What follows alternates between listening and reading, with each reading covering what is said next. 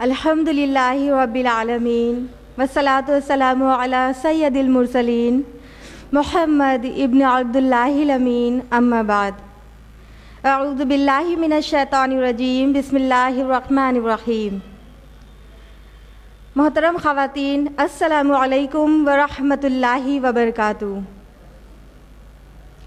सबसे पहले मैं IERO की जानिब से मुनक़िद इस बाबरकत तकरीर में आप सभी का पुरखुलूस खैर मक़दम करती हूँ और अपने कीमती औक़ात को हमारे लिए फ़ारिग करने पर शुक्रिया अदा करती हूँ। हाज़रीन, हमारे किसी भी प्रोग्राम का आगाज़ अल्हम्दुलिल्लाह तिलावत कुरान पाक से होता है, जिसके लिए मैं इस स्टेज पर बुलाना चाहूँगी मिस समरीन जहाँ को। मिस समरीन जहाँ। अस्सलामु अलैकुम व रहमतुल्लाहि व बरकातुहू। अऊज़ु बिल्लाहि मिनश शैतानिर रजीम। बिस्मिल्लाहिर रहमानिर रहीम।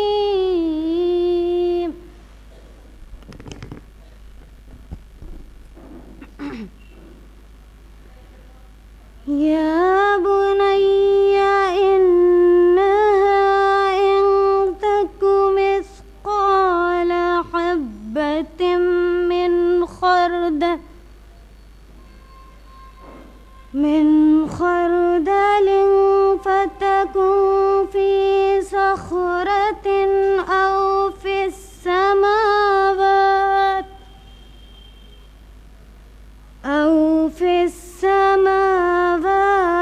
औ फ़िल अर्ज़ि यअति बिहल्लाह।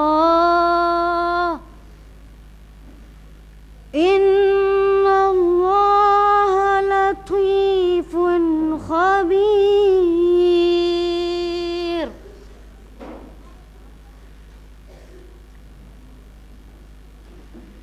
या बुनय्या अक़िमिस सलात वअमुर बिल मअरूफ़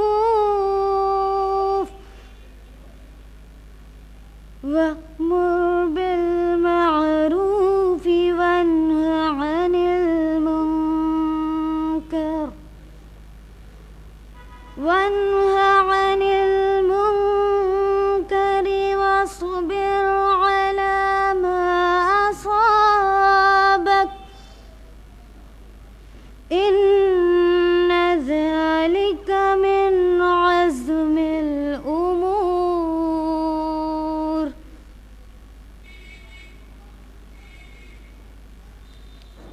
वला तुसअ्इर ख़द्दक लिन्नासि वला तमशि फ़िल अर्ज़ि मरहा। इन्नल्लाह ला युहिब्बु कुल्ल मुख्तालिन फ़ख़ूर। वक़्सिद फ़ी मश्यिक वग़्ज़ुज़ मिन सौतिक। इन्न अंकरल अस्वाति लसौतुल हमीर। सदक़ल्लाहु रब्बुल आलमीन। जज़ाकुमुल्लाहु खैरा। अस्सलामु अलैकुम व रहमतुल्लाहि व बरकातुहू। अब कुरान की इन्हीं आयतों का उर्दू तर्जुमा पेश करने के लिए मैं स्टेज पर मदऊ करती हूँ मिस ज़ेबा परवीन को। मिस ज़ेबा परवीन। अस्सलामु अलैकुम व रहमतुल्लाहि व बरकातुहू। कुरान हकीम की जिन आयत को भी आपने समाअत फरमाया वो सूरह लुक़मान सूरह नंबर 31 आयत 16 से 19 तक की थी, जिनका उर्दू तर्जुमा है। प्यारे बेटे, कोई चीज़ राई के दाना बराबर भी हो, फिर चाहे वो किसी चट्टान में या आसमानों में या ज़मीन में कहीं भी छुपी हुई हो, अल्लाह उसे निकाल लाएगा। वो बहुत बारीक बीन और बाखबर है। ऐ मेरे बेटे, नमाज कायम कर, नेकी का हुक्म कर, बदी से मना कर और जो मुसीबत भी पड़े उस पर सब्र कर। ये वो बातें हैं जिनकी बड़ी ताकीद की गई है। और लोगों से मुंह फेर कर बात ना कर, ना ज़मीन में अकड़ कर चल, क्योंकि खुदा किसी भी खुद परस्त और फ़ख्र जताने वाले शख्स को पसंद नहीं करता। अपनी चाल में एतदाल रख और अपनी आवाज़ को ज़रा पस्त रख। सभी आवाज़ों में सबसे बुरी आवाज़ गधे की आवाज़ होती है। जज़ाकुमुल्लाहु खैर, वस्सलामु अलैकुम वरहमतुल्लाहि वबरकातुहू। जज़ाकल्लाहु खैरा सिस्टर। नफ़रत, जिहालत, नाइंसाफ़ी और जुल्म के इस घटाटोप अंधेरे में आज अगर हमें कहीं से हिदायत और रहनुमाई की रोशनी हासिल हो सकती है तो वो सिर्फ़ और सिर्फ इस्लाम है। IERO का मकसद इस्लाम के पैगाम को अवामुन नास तक पहुँचाना है। नौजवानों की हमारी इस तंजीम ने अब तक मुख्तलिफ़ तरीक़ों से अपनी खिदमत पेश की है, जिससे आप सभी बखूबी वाकिफ़ हैं। हमारे रेगुलर प्रोग्राम यानी दर्स कुरान, सीरत, lectures, seminar, annual conferences, models exhibition, charts exhibition, sales of CDs and DVDs के ज़रिए मुआशरे में अवेयरनेस लाने की जहद हमारी जारी है। चूँकि नॉन मुस्लिम तक कुरान के पैगाम को पहुँचाना हमारा फ़र्ज़ मनसबी है, इसलिए IERO की तरफ से नॉन मुस्लिम के लिए free distribution of Quran, CDs और DVDs भी अवेलेबल हैं। IERO की तरफ से यूथ्स के लिए मुख्तलिफ़ ट्रेनिंग क्लासेस भी चलाई जाती हैं, क्योंकि जब तक नई नस्ल इस्लाम की अलमबरदार नहीं बन जाती, मुआशरे में इनकलाब बर्पा नहीं हो सकता, जिसके बगैर हमारी निजात नहीं है।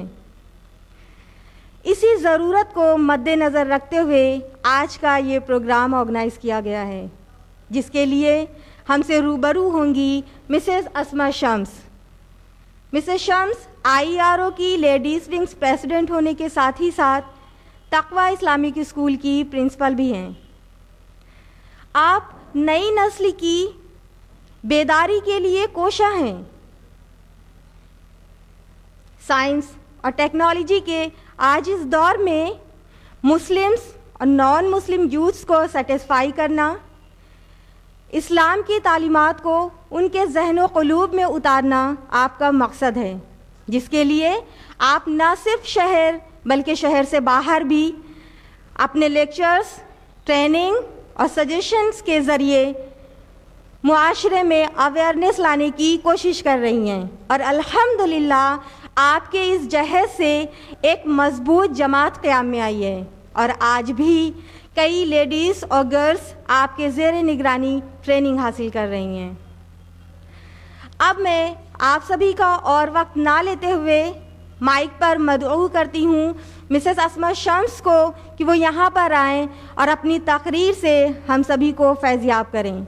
मिसेस अस्मा शम्स।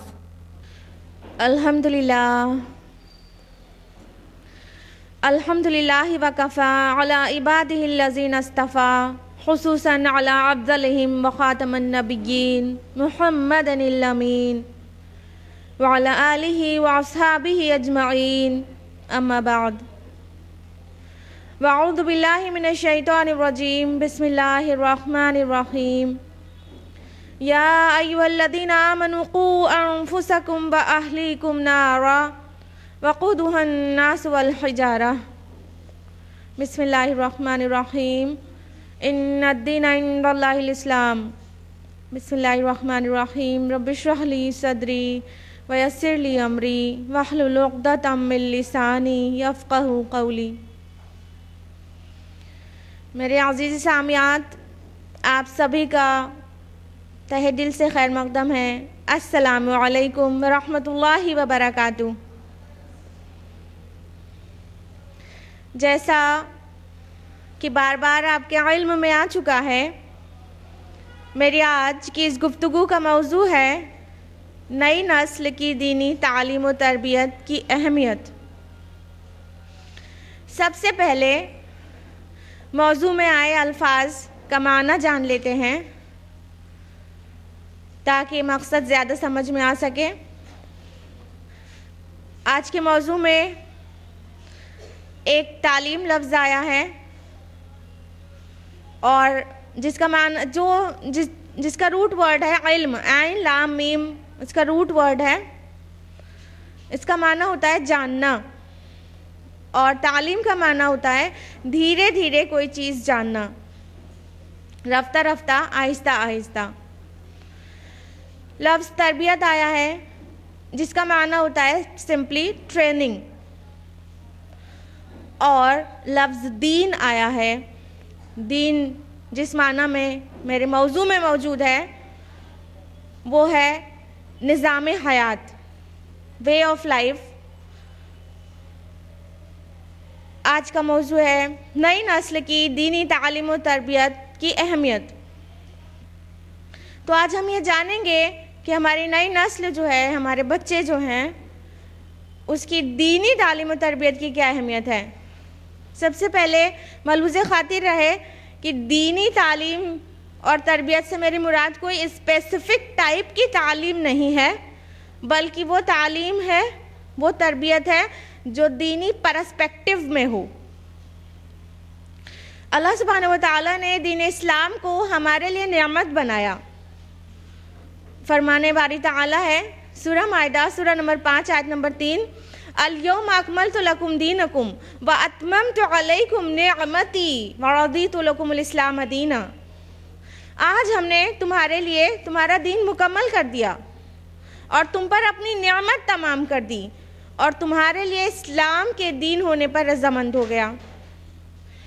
मतलब ये कि दीन इस्लाम हमारे लिए नेमत है, तो जाहिर बात है ये वो नेमत है जो हमारी दुनिया और आखिरत दोनों संवारने के लिए ज़रूरी है हमें कि हम दीनी माहौल में ख़ुद भी रहें और अपनी नई नस्ल की तालीम और तरबियत भी उस माहौल में करें।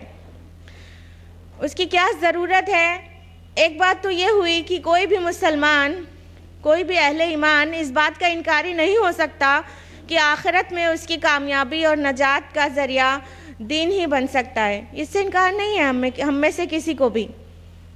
तो ये दीन जिस पर चलकर इंसान की आखिरत संवर जाएगी, ये हमारा अक़ीदा और ईमान में शामिल है।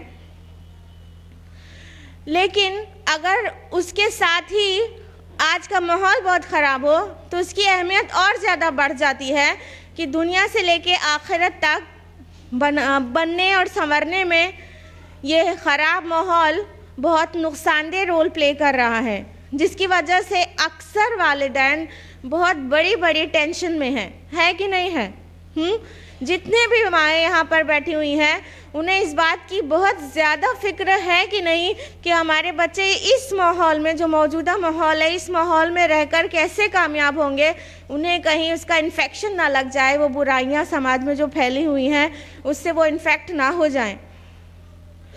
अब हमारे पास सोल्यूशन क्या है? जब माहौल ख़राब है तो हमारे पास इसके अलावा और कोई सोल्यूशन नहीं है कि हम अपने बच्चे की दुनिया और आखिरत दोनों संवारने के लिए दीन की तरफ रुजू करें। माहौल कितना ख़राब है उसकी एक झलक हम आपको दिखाते चलेंगे ताकि मौजू की अहमियत का आपको और ज़्यादा ही अंदाज़ा हो जाए। माहौल इतना ख़राब है कि चाहे हिंदुस्तान हो, चाहे अमेरिका, चाहे पूरी दुनिया, हर जगह क्राइम बहुत तेज़ी से, जराइम बहुत तेज़ी से बढ़ रहे हैं, बहुत तेज़ी से। NCRB की रिपोर्ट है, नेशनल क्राइम रिकॉर्ड ब्यूरो, 2006 में NCRB के मुताबिक 2,05,656 वायलेंट क्राइम्स हुए हैं, ख़तरनाक किस्म के जराइम 2,05,656। इतने ख़तरनाक किस्म के जुर्म होते हैं 2006 में, अकॉर्डिंग टू NCRB। 2011 में ये क्राइम्स और बहुत तेज़ी से बढ़ जाते हैं और उनकी तादाद हो जाती है 2,68,320। तो आप देखिए कि क्राइम रेट कितनी तेज़ी से बढ़ रहा है। हर साल के साल इतनी तेज़ी से जराइम बढ़ रहे हैं। सिर्फ इतना ही नहीं, NCRB की 2011 की रिपोर्ट के मुताबिक 24,700 रॉबरीज हुई है हिंदुस्तान में सिर्फ एक साल में। 24,700 डाका जनी के केसेस सिर्फ इंडिया में ही नहीं बल्कि जो बहुत तरक्की याफ्ता अमेरिका समझा जाता है वो जराइम के मामले में भी उतना ही तरक्की याफ्ता है। अमेरिका में रोज़ाना ये क्राइम और तेज़ी से होते हैं।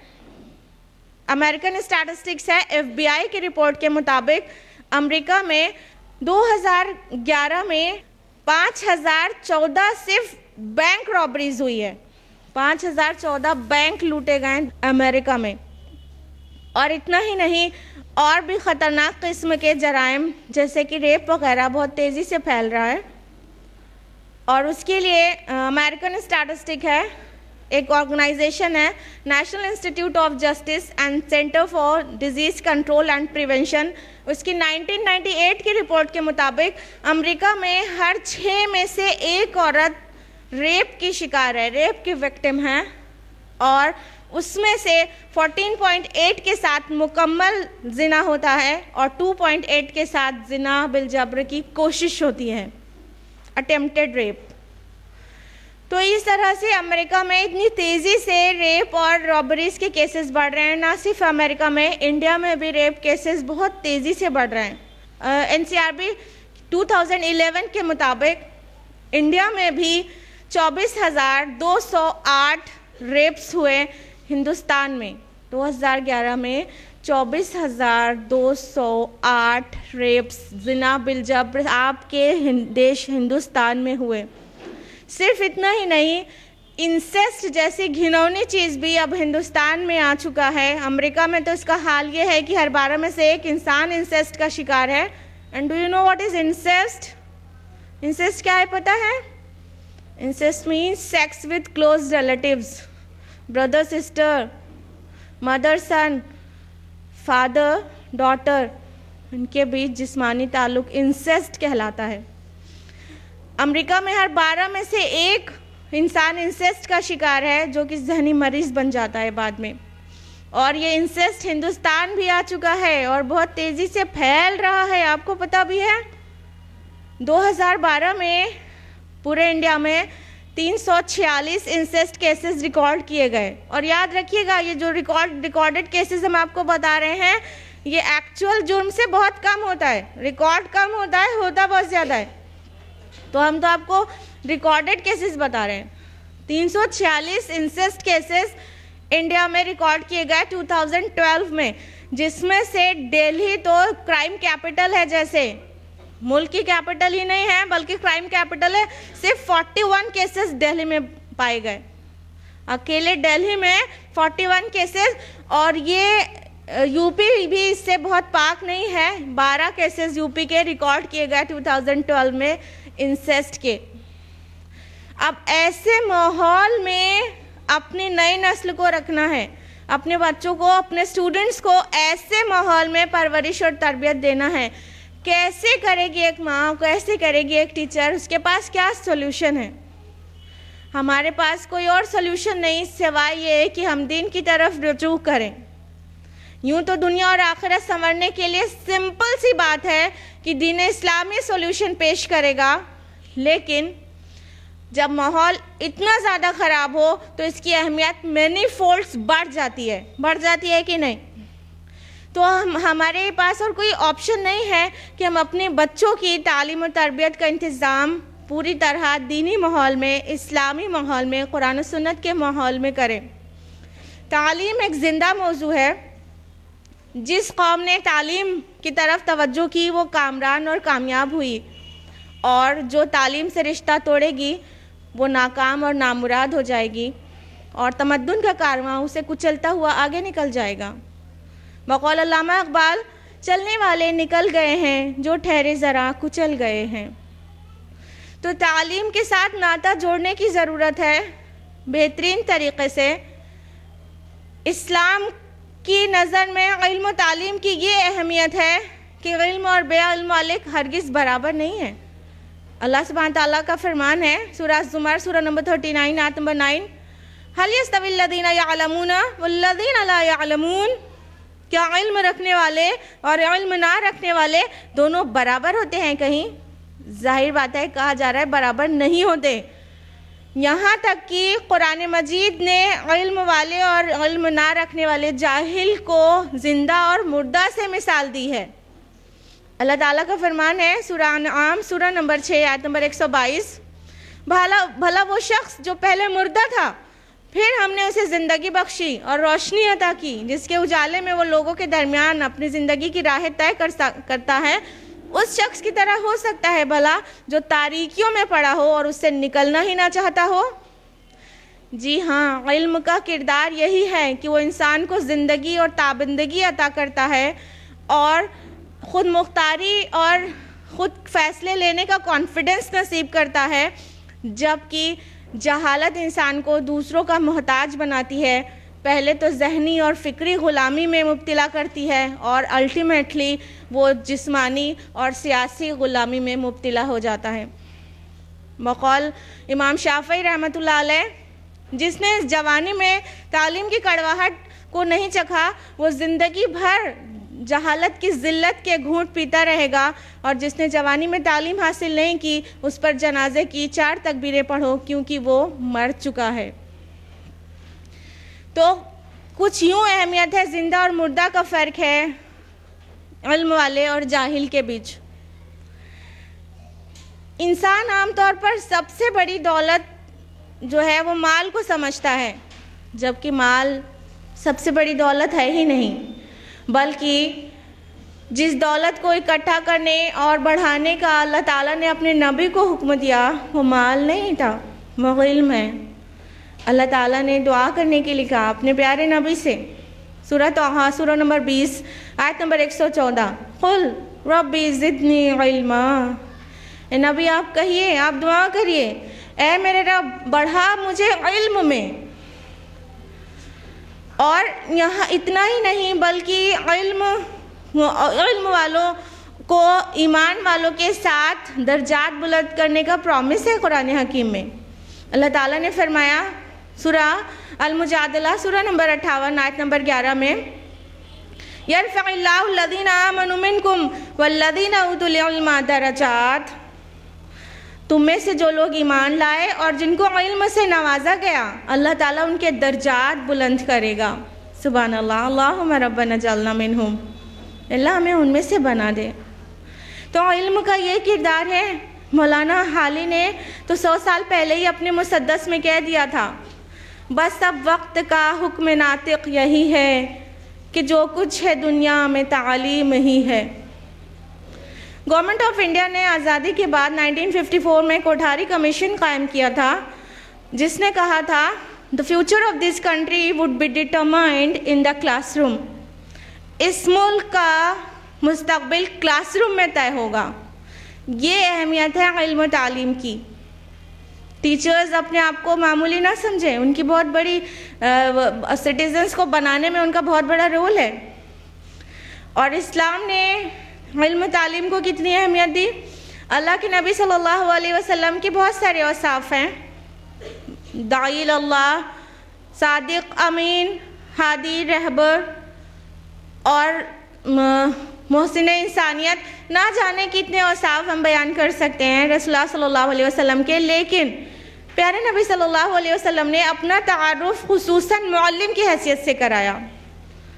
मज़कूर है सुनन इब्न माजा जिल्द नंबर 1 में कि इन्नमा बुइस्तु मुअल्लिमा, कि मुझे मुअल्लिम बनाकर भेजा गया है। और अल्लाह रब्बुल आलमीन ने आपकी शान मुअल्लिमी का तज़किरा कुछ इन अल्फाज में किया है कुरान हकीम में, सूरह बकरा सूरह नंबर 2 आयत नंबर 151, कमा अरसलना फ़ीकुम रसूलन मिनकुम यतलू अलैकुम आयातिना व युज़क्कीकुम व युअल्लिमुकुमुल किताब वल हिकमा व युअल्लिमुकुम मा लम तकूनु तअलमून। और इसी तरह हमने तुम्ही में से अपना एक रसूल भेजा जो तुम पर हमारी आयात की तिलावत करता है, तुम्हारा तज़किया करता है, तुम्हें किताब व हिकमत की तालीम देता है और तुम्हें वो बताता है जो तुम नहीं जानते थे। तो रसूलुल्लाह सल्लल्लाहु अलैहि वसल्लम को मुअल्लिम की हैसियत से भेजा गया। आज आपके उम्मती जो हैं वो तादाद में कम नहीं है, उनकी तालीम का इंतज़ाम करना कोई मामूली बात नहीं है। अगर आप बर्थ रेट देखें वर्ल्ड में तो सारी दुनिया में हर मिनट 268 बच्चे पैदा होते हैं और खाली हिंदुस्तान में 51 बच्चे हर मिनट पैदा होते हैं। और हिंदुस्तान में जो आबादी है मुसलमानों की वो ऑलमोस्ट 1/5 है। तो 1/5 देखा जाए तो हिंदुस्तान में भी हर मिनट 10 मुस्लिम बच्चे पैदा हो जाते हैं। और 1 घंटे में फिर कितने पैदा होंगे? जाहिर बात है 10 को 60 से ज़रब लगाएंगे, 10 को मल्टीप्लाई करेंगे 60 से तो आ जाएगा 600। 600 बच्चे हर घंटे मुसलमान हिंदुस्तान में पैदा होते हैं। फिर एक दिन में कितने? 600 को 24 से मल्टीप्लाई करेंगे तो फिगर आएगा 14,400। 14,400 बच्चे हर दिन मुसलमान हिंदुस्तान में पैदा होते हैं। 14,400 रोज़ाना, जिनकी तालीम का इंतज़ाम कोई मामूली बात नहीं, ये एक बहुत बड़ा चैलेंजिंग इशू है। और अफसोस की बात यह है कि हिंदुस्तान में मुसलमानों की तालीमी हाल कुछ भी अच्छा नहीं है। बहुत ही परेशान कुन हालात हैं हमारे, गौर व फिक्र करने वाली चीज़ है। इसी काम के लिए सच्चर कमेटी की तश्कील की गई थी। सच्चर कमेटी ने जो रिपोर्ट अपनी लगाई है, जो कि अखज़ किया था NSSO से 2004-05 की, उसके मुताबिक हिंदुस्तान में हिंदूज़ की जो लिटरेसी रेट है जनरल हिंदू की वो है 80.5%। मुस्लिम्स की लिटरेसी रेट है 59.9% ओनली, जबकि अदर माइनॉरिटीज़ की लिटरेसी रेट है 75.2%। हम हिंदुस्तान में माइनॉरिटी की हैसियत से जाने जाते हैं।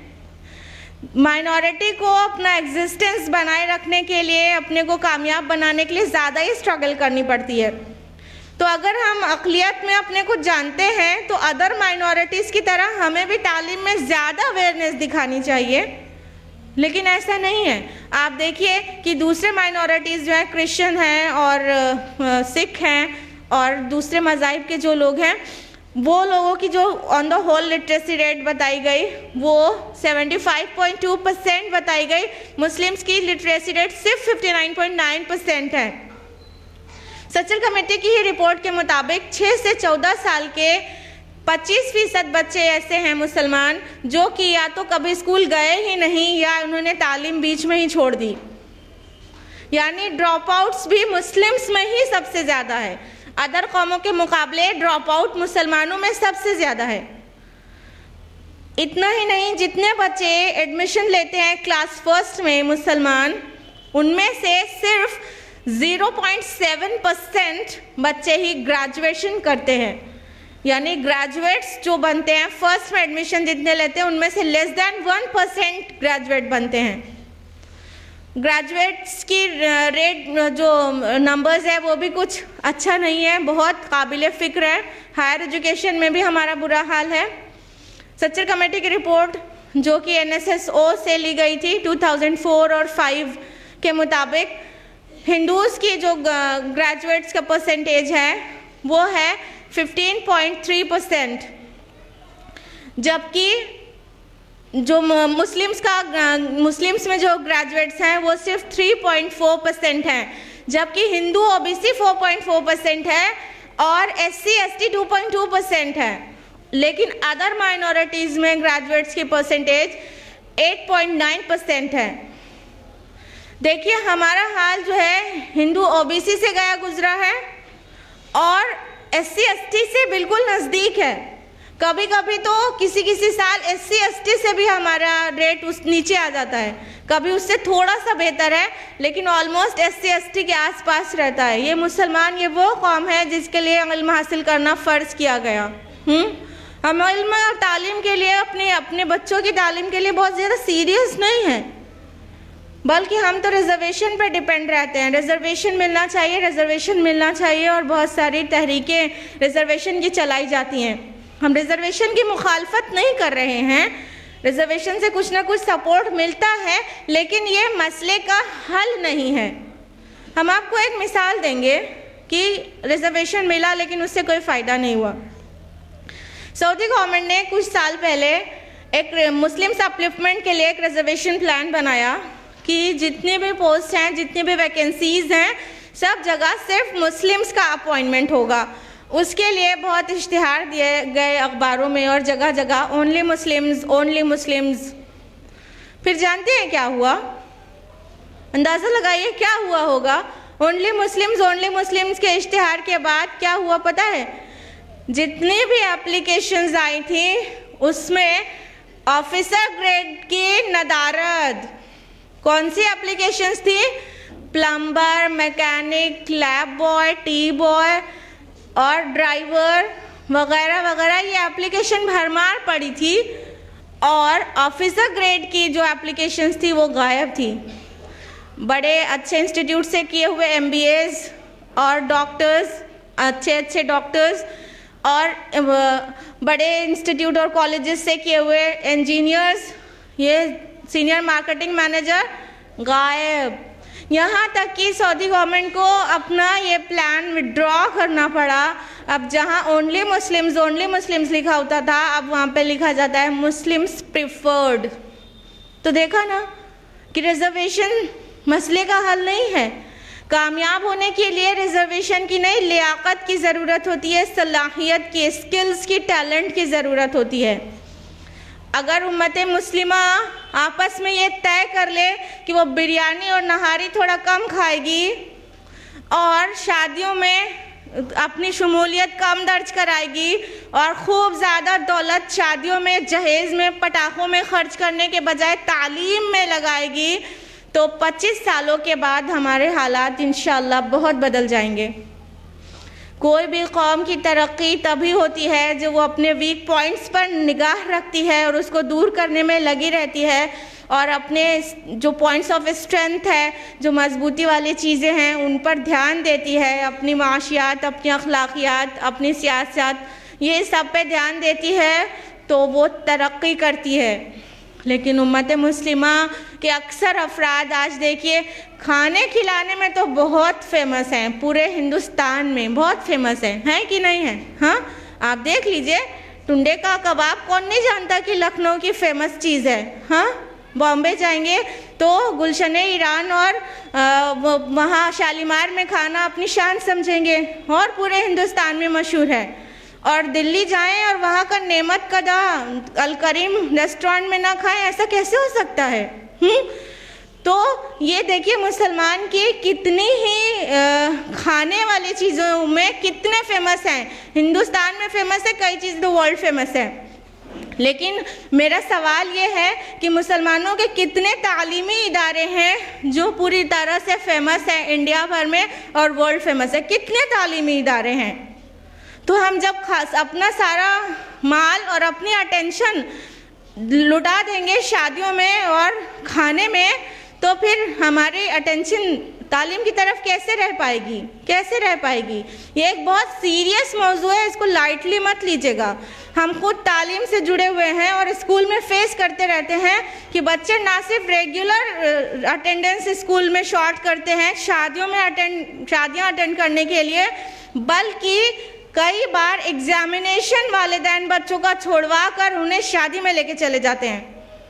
टीचर्स गवाह हैं जो यहाँ पर बैठी हैं, चाहे हमारे स्कूल के टीचर्स हों, चाहे वो किसी और स्कूल के टीचर्स हों, कि बच्चों को इसलिए एग्जामिनेशन छुड़वा दिया जाता है क्योंकि उन्हें शादी में लेके जाना है। तो ये तो हमारा हाल है। जब तक हम मुर्ग मुसल्लम खाते रहेंगे तब तक इसी तरह तालीम में पिछड़े रहेंगे और कभी तरक्की नहीं कर पाएंगे। तो इसके लिए ज़रूरत है ऐसे तालीमी इदारों की जो हमें तालीम दे, ऐसी जो मुकम्मल हो, और हमें ज़रूरत है ऐसी तालीमी इदारों में एडमिशन दिलाने की। मुकम्मल तालीम हम किसको कह रहे हैं? एक तरफ तो मदारिस है, मदारिस की खिदमत से हमें बिल्कुल भी इनकार नहीं है।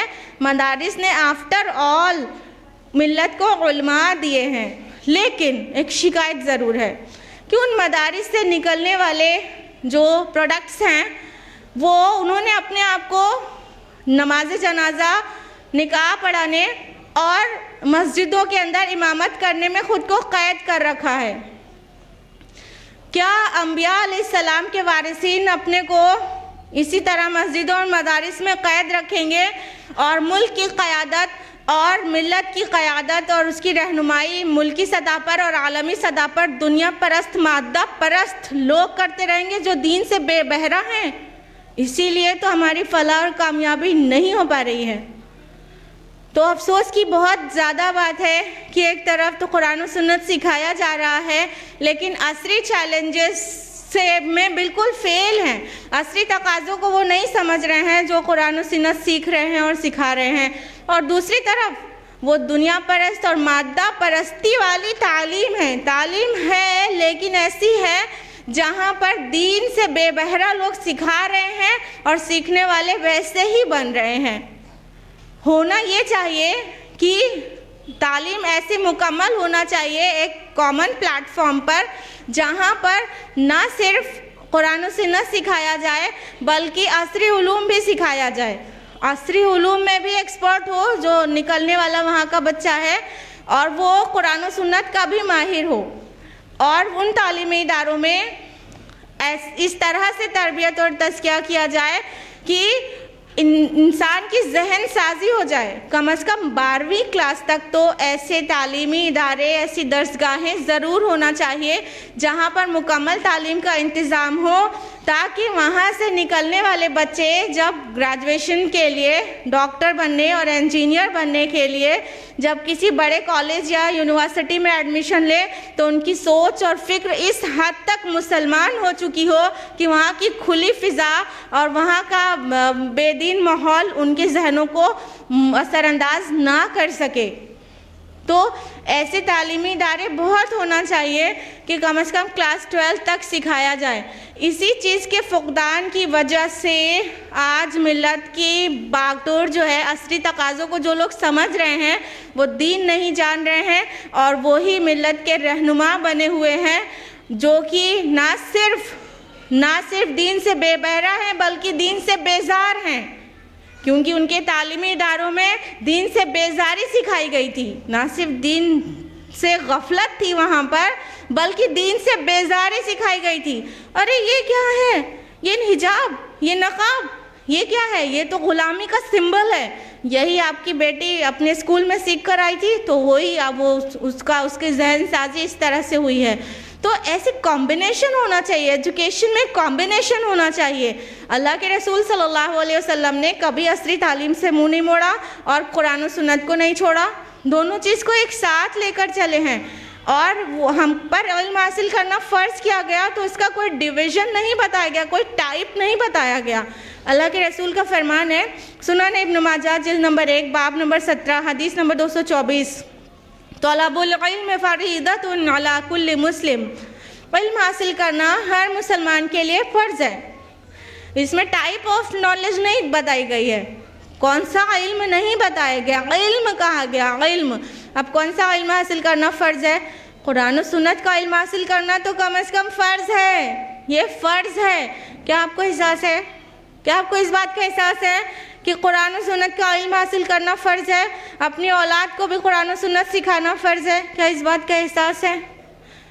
लेकिन साथ ही असरी उलूम से भी कता नज़र करने के लिए कहा ही नहीं गया। आप बड़े शौक़ से साइंस सिखाइए, साइंस पढ़िए, साइंस पढ़ाइए, लेकिन उसको दीनी माहौल में, दीनी पर्सपेक्टिव में पढ़ाइए। मिसाल के तौर पर अगर टीचर या मदर पढ़ा रही है साइंस, बीच में डार्विन्स थ्योरी आ जाती है तो वहीं रुक जाना चाहिए और एक्सप्लेन करना चाहिए। नहीं, डार्विन्स थ्योरी है, कोई फैक्ट नहीं है। और डार्विन्स थ्योरी के बहुत ज़्यादा काउंटर्स साइंटिस्ट के ज़रिए भी आ चुके हैं। तो बताना चाहिए नहीं, हमारे मौरिसी आला बंदर नहीं थे, आदम अलैहिस्सलाम थे। साइंस पढ़ाइए, लेकिन जहाँ पे साइंस बहकी बातें करने लगे उसको वहीं छोड़ दीजिए। बच्चे को समझाइए, चाहे आप मदर हैं चाहे टीचर हैं, दोनों की जिम्मेदारी है कि बच्चे को बताएं कि हमारे जो एंसेस्टर्स थे वो हरगिज़ भी बंदर नहीं थे, वो चिंपैंजी नहीं थे, वो हज़रत आदम अलैहिस्सलाम थे। तो ऐसे साइंस पढ़ाने की ज़रूरत है। अल्लाह के रसूल सल्लल्लाहु अलैहि वसल्लम ने अपने दौर के मॉडर्न एजुकेशन से कभी कतई नज़र नहीं किया।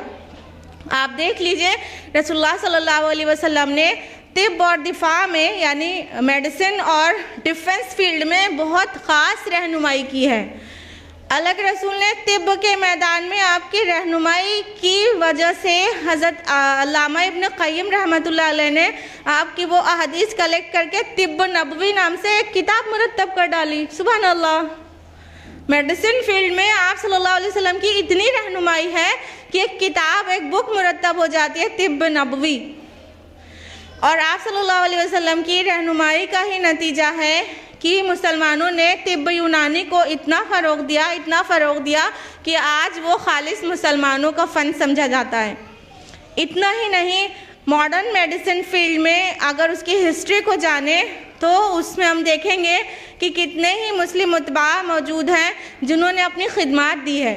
जैसे कि अली इब्न सीना को एविसेना कहा जाने लगा। वो बहुत बड़े मेडिसिन एक्सपर्ट थे और उनकी किताब अल कानून फी तिब कितने ही सालों 600-700 साल तक तमाम दुनिया के मेडिकल कॉलेजेस पढ़ाते रहे। अली इब्न सीना की, मोहम्मद बिन ज़करिया राजी, और उनको रेजिस कहा जाने लगा। उन्होंने मीज़ल्स और चिकन पॉक्स का डिफरेंस बताया था। और बहुत सारे अबुल कासिम अल ज़हरावी हैं जिनको अल बुकैसिस नाम से लोग जानने लगे। उनकी किताब तसरीफ़ तो 900 ईयर्स तक यूरोप के मेडिकल कॉलेजेस में इंसाइक्लोपीडिया ऑफ मेडिसिन जैसी जानी जाती थी। ये जो मुस्लिम मेडिसिन एक्सपर्ट्स हैं ना, ये नबी सल्लल्लाहु अलैहि वसल्लम की रहनुमाई के बाद इतने बड़े एक्सपर्ट्स बने थे। तो मेडिसिन फील्ड में मुसलमानों की बहुत खिदमत हैं। तो कहाँ अल्लाह के रसूल ने कभी कतई नज़र किया इन चीज़ों से। और बल्कि डिफेंस फील्ड में भी अल्लाह के रसूल ने हमेशा चाक चौबंद रहने के लिए कहा और अपने सहाबा को भी बनाया, जिसकी आप सल्लल्लाहु अलैहि वसल्लम की ये रहनुमाई कुरान हकीम की इस आयत पर थी। सूरह अनफाल सूरह नंबर 8 आयत नंबर 60, अल्लाह ताला ने फरमाया कि जहाँ तक तुम्हारे बस में हो सके, जहाँ तक तुमसे हो सके, आप पूरी ताकत और घोड़ों को तैयार रखो अब दुश्मनों के लिए, ताकि तुम अपने और अल्लाह के दुश्मनों को खौफज़दा कर सको। तो अल्लाह के रसूल सल्लल्लाहु अलैहि वसल्लम डिफेंस फील्ड में भी बहुत होशमंद रहते और सहाबा को भी सिखाते। इतना ही नहीं, फ़िज़िकल एजुकेशन में भी रसूल सल्लल्लाहु अलैहि वसल्लम की रहनुमाई रही और आप कितने ही पहलवान को पछाड़ देते थे। अल्लाह के रसूल सल्लल्लाहु अलैहि वसल्लम ने यहाँ तक फरमाया, जो कि दर्ज है सही मुस्लिम जिल्द नंबर 6 किताबुल क़द्र सफ़ा नंबर 268 में, कि अल मोमिनु क़वियुन खैर व अहब्बु इलल्लाहि मिनल मोमिनिल ज़ईफ़, कि कवी मोमिन, ताकतवर मोमिन बेहतर है अल्लाह की नज़र में ज़ईफ़ मोमिन से, कमज़ोर मोमिन से। तो फिज़िकल एजुकेशन देना भी इम्पॉर्टेंट है। आमतौर पे माएँ क्या करती हैं, नहीं पढ़ोगे लिखोगे बनोगे नवाब, खेलोगे कूदोगे तो होगे ख़राब। ये पूरा सच नहीं है। पढ़ने के वक्त पढ़ना चाहिए, लेकिन खेलने का भी वक्त देना चाहिए बच्चों को। उनको खेलने से उनकी बॉडी फिट रहती है और बॉडी जितना फिट रहेगी उतना ही ब्रेन भी फिट रहेगा, और जिस्म और दिमाग का आपस में काफ़ी ताल्लुक़ है। तो इसलिए बच्चों को खेलने भी देना चाहिए, उनकी फ़िज़िकल ट्रेनिंग का भी कुछ इंतज़ाम करना चाहिए, ज़रूरी है ये भी चीज़ें। तो रसूल सल्लल्लाहु अलैहि वसल्लम ने इन तमाम उलूम को अहम समझा, तो अपने खुद भी करके दिखाया और सहाबा को भी उसका हुक्म दिया। तो आज हमें ऐसे कॉम्बिनेशन की ज़रूरत है, ऐसे उलूम की। लेकिन अफसोस की बात यह है कि हम में से जो लोग भी असरी उलूम के लिए अवेयर हैं, वो लोग भी दीनी तालीम, कुरान और सुन्नत की तालीम के लिए बहुत अनअवेयर हैं। आप देखिए ना कि इंग्लिश मीडियम स्कूल में पढ़ाना, अगर जिनका मकसद बन गया है, अल्हम्दुलिल्लाह सुम्मा अल्हम्दुलिल्लाह कि अच्छे स्कूल में पढ़ाना है, ठीक है, फ़ाइन, पढ़ाना चाहिए, लेकिन उनका बच्चा 10 साल का हो जाता है, कुरान हकीम नहीं जानता। वो इंग्लिश मीडियम पढ़ के इंग्लिश बोलने लगता है, लेकिन कुरान हकीम नहीं जानता। जब पड़ोस के लोग, जब रिश्तेदार लोग टोकने लगते हैं कि अरे भाई तुम्हारा बच्चा तो इतना बड़ा हो गया, अब ये सब कुछ तो जानता है, बस कुरान का नाजरा तक नहीं जानता, तब होश आता है कहीं चलो एक मौलवी लगा लो। फिर उसके बाद एक मौलवी, एक कारी लगाया जाता है, और फिर वो अगर 500 रुपये फ़ीस मांगे तो कहा जाता है अरे कारी साहब अल्लाह से डरो, कुरान के लिए इतना पैसा मांग रहे हो, अल्लाह से डरो। चाहते हैं 100-200 रुपये में कारी साहब पढ़ा के चले जाएं, और अगर उनसे नहीं बन रहा है मामला तो क्या करेंगे, फिर किसी औरत को ढूंढेंगे, वो कम पैसा लेगी। अब देखिए ज़हनियत देखिए खाली कि हज़ार रुपए फीस, वो वाली तालीम जो उसे दुनिया में दौलतमंद बनाएगी, वो वाली तालीम के लिए तो हज़ारों रुपए फीस पे करके आ रहा है वालिद।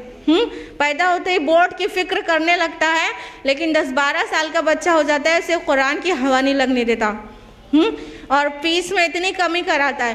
ये क्या हमारा तसव्वुर है? अगर हम इल्म के लिए, आसरी उलूम के लिए अवेयर हो गए तो कुरान और सुन्नत को बालाए ताक रख दिया, ऐसा कैसे काम चलेगा? कुरान और सुन्नत का इल्म तो फ़र्ज़ है, आप दोनों चीज़ें एक साथ दीजिए अपने बच्चों को, तभी वो दुनिया और आखिरत दोनों में कामयाब होंगे।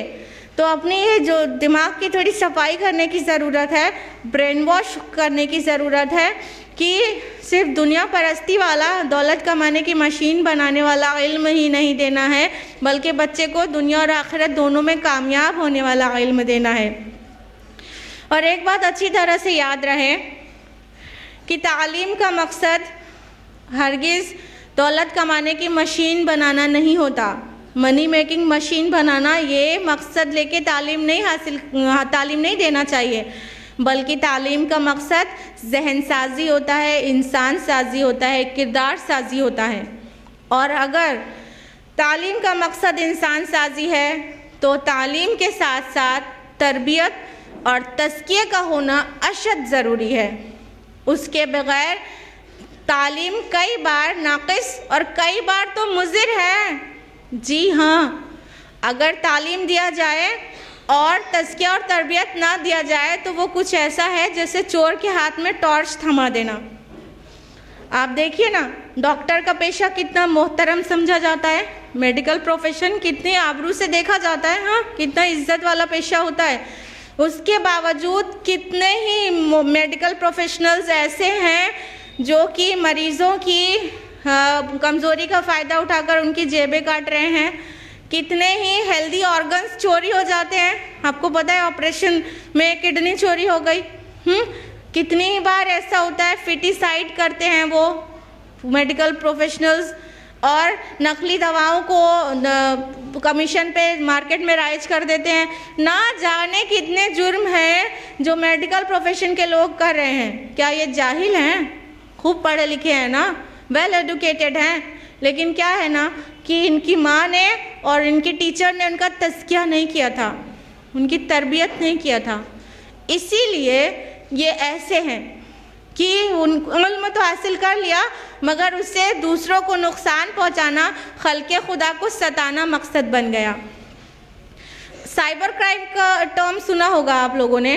साइबर क्राइम, आप में से कई लोग अवेयर होंगे। साइबर क्राइम उन जराइम को कहते हैं जो कंप्यूटर के इस्तेमाल से इंटरनेट पर किया जाए, वो साइबर क्राइम कहलाता है। बहुत तेज़ी से साइबर क्राइम पनप रहा है, बहुत ही तेज़ी से। अगर साइबर क्राइम की डिटेल्स जानना हो तो NCRB की रिपोर्ट है, नेशनल क्राइम रिकॉर्ड ब्यूरो, उसके अकॉर्डिंगली हिंदुस्तान में साइबर क्राइम 2012 से 2013 में 50% इंक्रीज़ हुआ है। 50% ग्रोथ हुई है इंडिया में ऑन द होल, जबकि कई स्टेट्स में तो बिल्कुल हैरान करने वाले फिगर्स हैं। सिर्फ असम में साइबर क्राइम 450% बढ़ा है और उत्तराखंड में 475%, जबकि अंडमान निकोबार आइलैंड में वो 800% उसकी ग्रोथ हुई है साइबर क्राइम की। 2012 में 2 रिकॉर्ड किए गए, 2 साइबर क्राइम, और 2013 में पूरे 18 साइबर क्राइम्स रिकॉर्ड किए गए। इतनी तेज़ी से साइबर क्राइम बढ़ रहा है, क्या ये जाहिल लोग हैं? वेल एजुकेटेड हैं।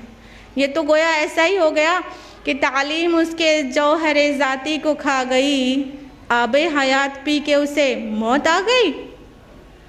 तो वालिदैन अपने बच्चों को कुछ दे नहीं रहे हैं, तरबियत और तज़किया नहीं कर रहे हैं, जिसकी वजह से ये एजुकेशन का भी, अपनी तालीम का इस्तेमाल भी नुकसानदेह चीज़ों में कर रहे हैं, दूसरों को सताने के लिए कर रहे हैं, जुर्म कर रहे हैं।